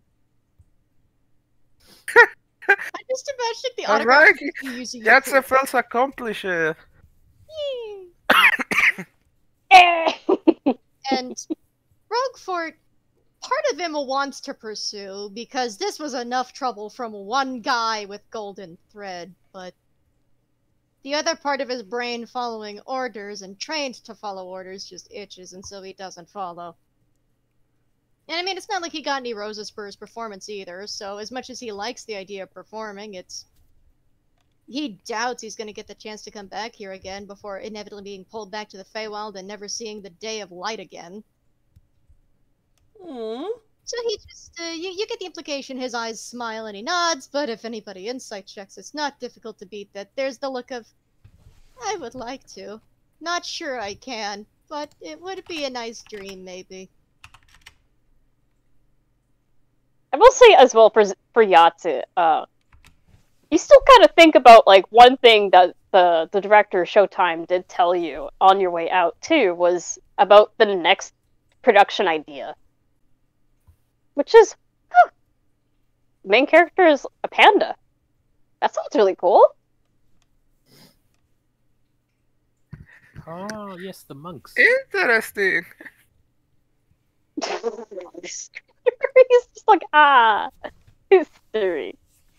History, but what was the 17 before? I assume was an insight check? Yeah, it was. Matt's one good insight check. His one good... He's had decent checks, but then the one good check, just like Roguefort's one good performance. His singular nat 20. But there's... Aside from the fact that the hunter has clearly implied that he is a guard or accompanied to this situation that is not meant to be informal, that is meant to be nothing more than business, nothing less than business. There's a look to the face that wants to come back to the theater and really enjoys it and genuinely had a good time, but there's such a strange sadness to those googly eyes. It's odd. You can't really quite place it or even get a word for it, but there's a look of wanting to, but something says no. It's likely never. And that is where our episode ends. We are gonna We have did to it! have a Matt and Rougfort FPS, I think. I am still slightly sad Rougefort didn't get the roses I said the performers would. God. Okay, so... I mean, I kind of forgot that detail, but we can definitely say there is definitely going to be a rose delivered. Aw. At some point, Scranery is going to host a history lesson that is the historical battle of this part Oh, of the country. God. I assume it is very heavily biased toward Gisnep instead of an actual balanced opinion. As biased as balanced as he can get. Because one, this is a humbling point in their history, and lessons to be learned. This was a bad. People were not put in charge for their competence. They were put in charge because they knew people. Very bad. But he would definitely try to not lean it so hard as making Gisnip vilified as the wronger, as the wrong party here, but also effectively one kingdom led to a succession war that grew into a country. So it was a small fiefdom, and then the land just kept getting lost and lost and lost and lost, and now basically can't take it back without political damage being happened. Which ain't nobody got time for that. No. I like to think that On that the way note, that this is the end of the episode. Wahoo! Oh dear. I was just going to say that I like to think that this is how Matt meets Ollie, because he hasn't met Ollie yet. And it's just like Ollie just comes out, and Matt's still going on about lame dragon shaped training dummies and whatnot, and he's just like, okay, you got a cat. What have you guys Ollie's been like, doing? okay, you got a cat, and he wants to learn. He wants to do fighting. Well, I don't really have anything to fight, but there could be some missions where fighting might get involved. Ooh, missions. Good. Missions might are get good. hold Yes. of Whis for my next long-running mini campaign, because that one is going to be combat focused. Huzzah. Matt is just vibrating with excitement. Oh yeah. And I believe I have Kanpukugu in my mini campaign. Am I correct? Oh yes, but it's not this character. It's like grumpy horse. I didn't include Yatze because he's pretty much emotionally he's a blank canvas, and he wasn't planning hell into this campaign, so I didn't know if he was going to be free until then. You're valid. It's fair. You're so valid Yatze on that. is still very good, by the way. I would still die. I care very much. I think I might turn the recording On off. that note, Everyone thank should you say for bye. listening. Say bye. Bye.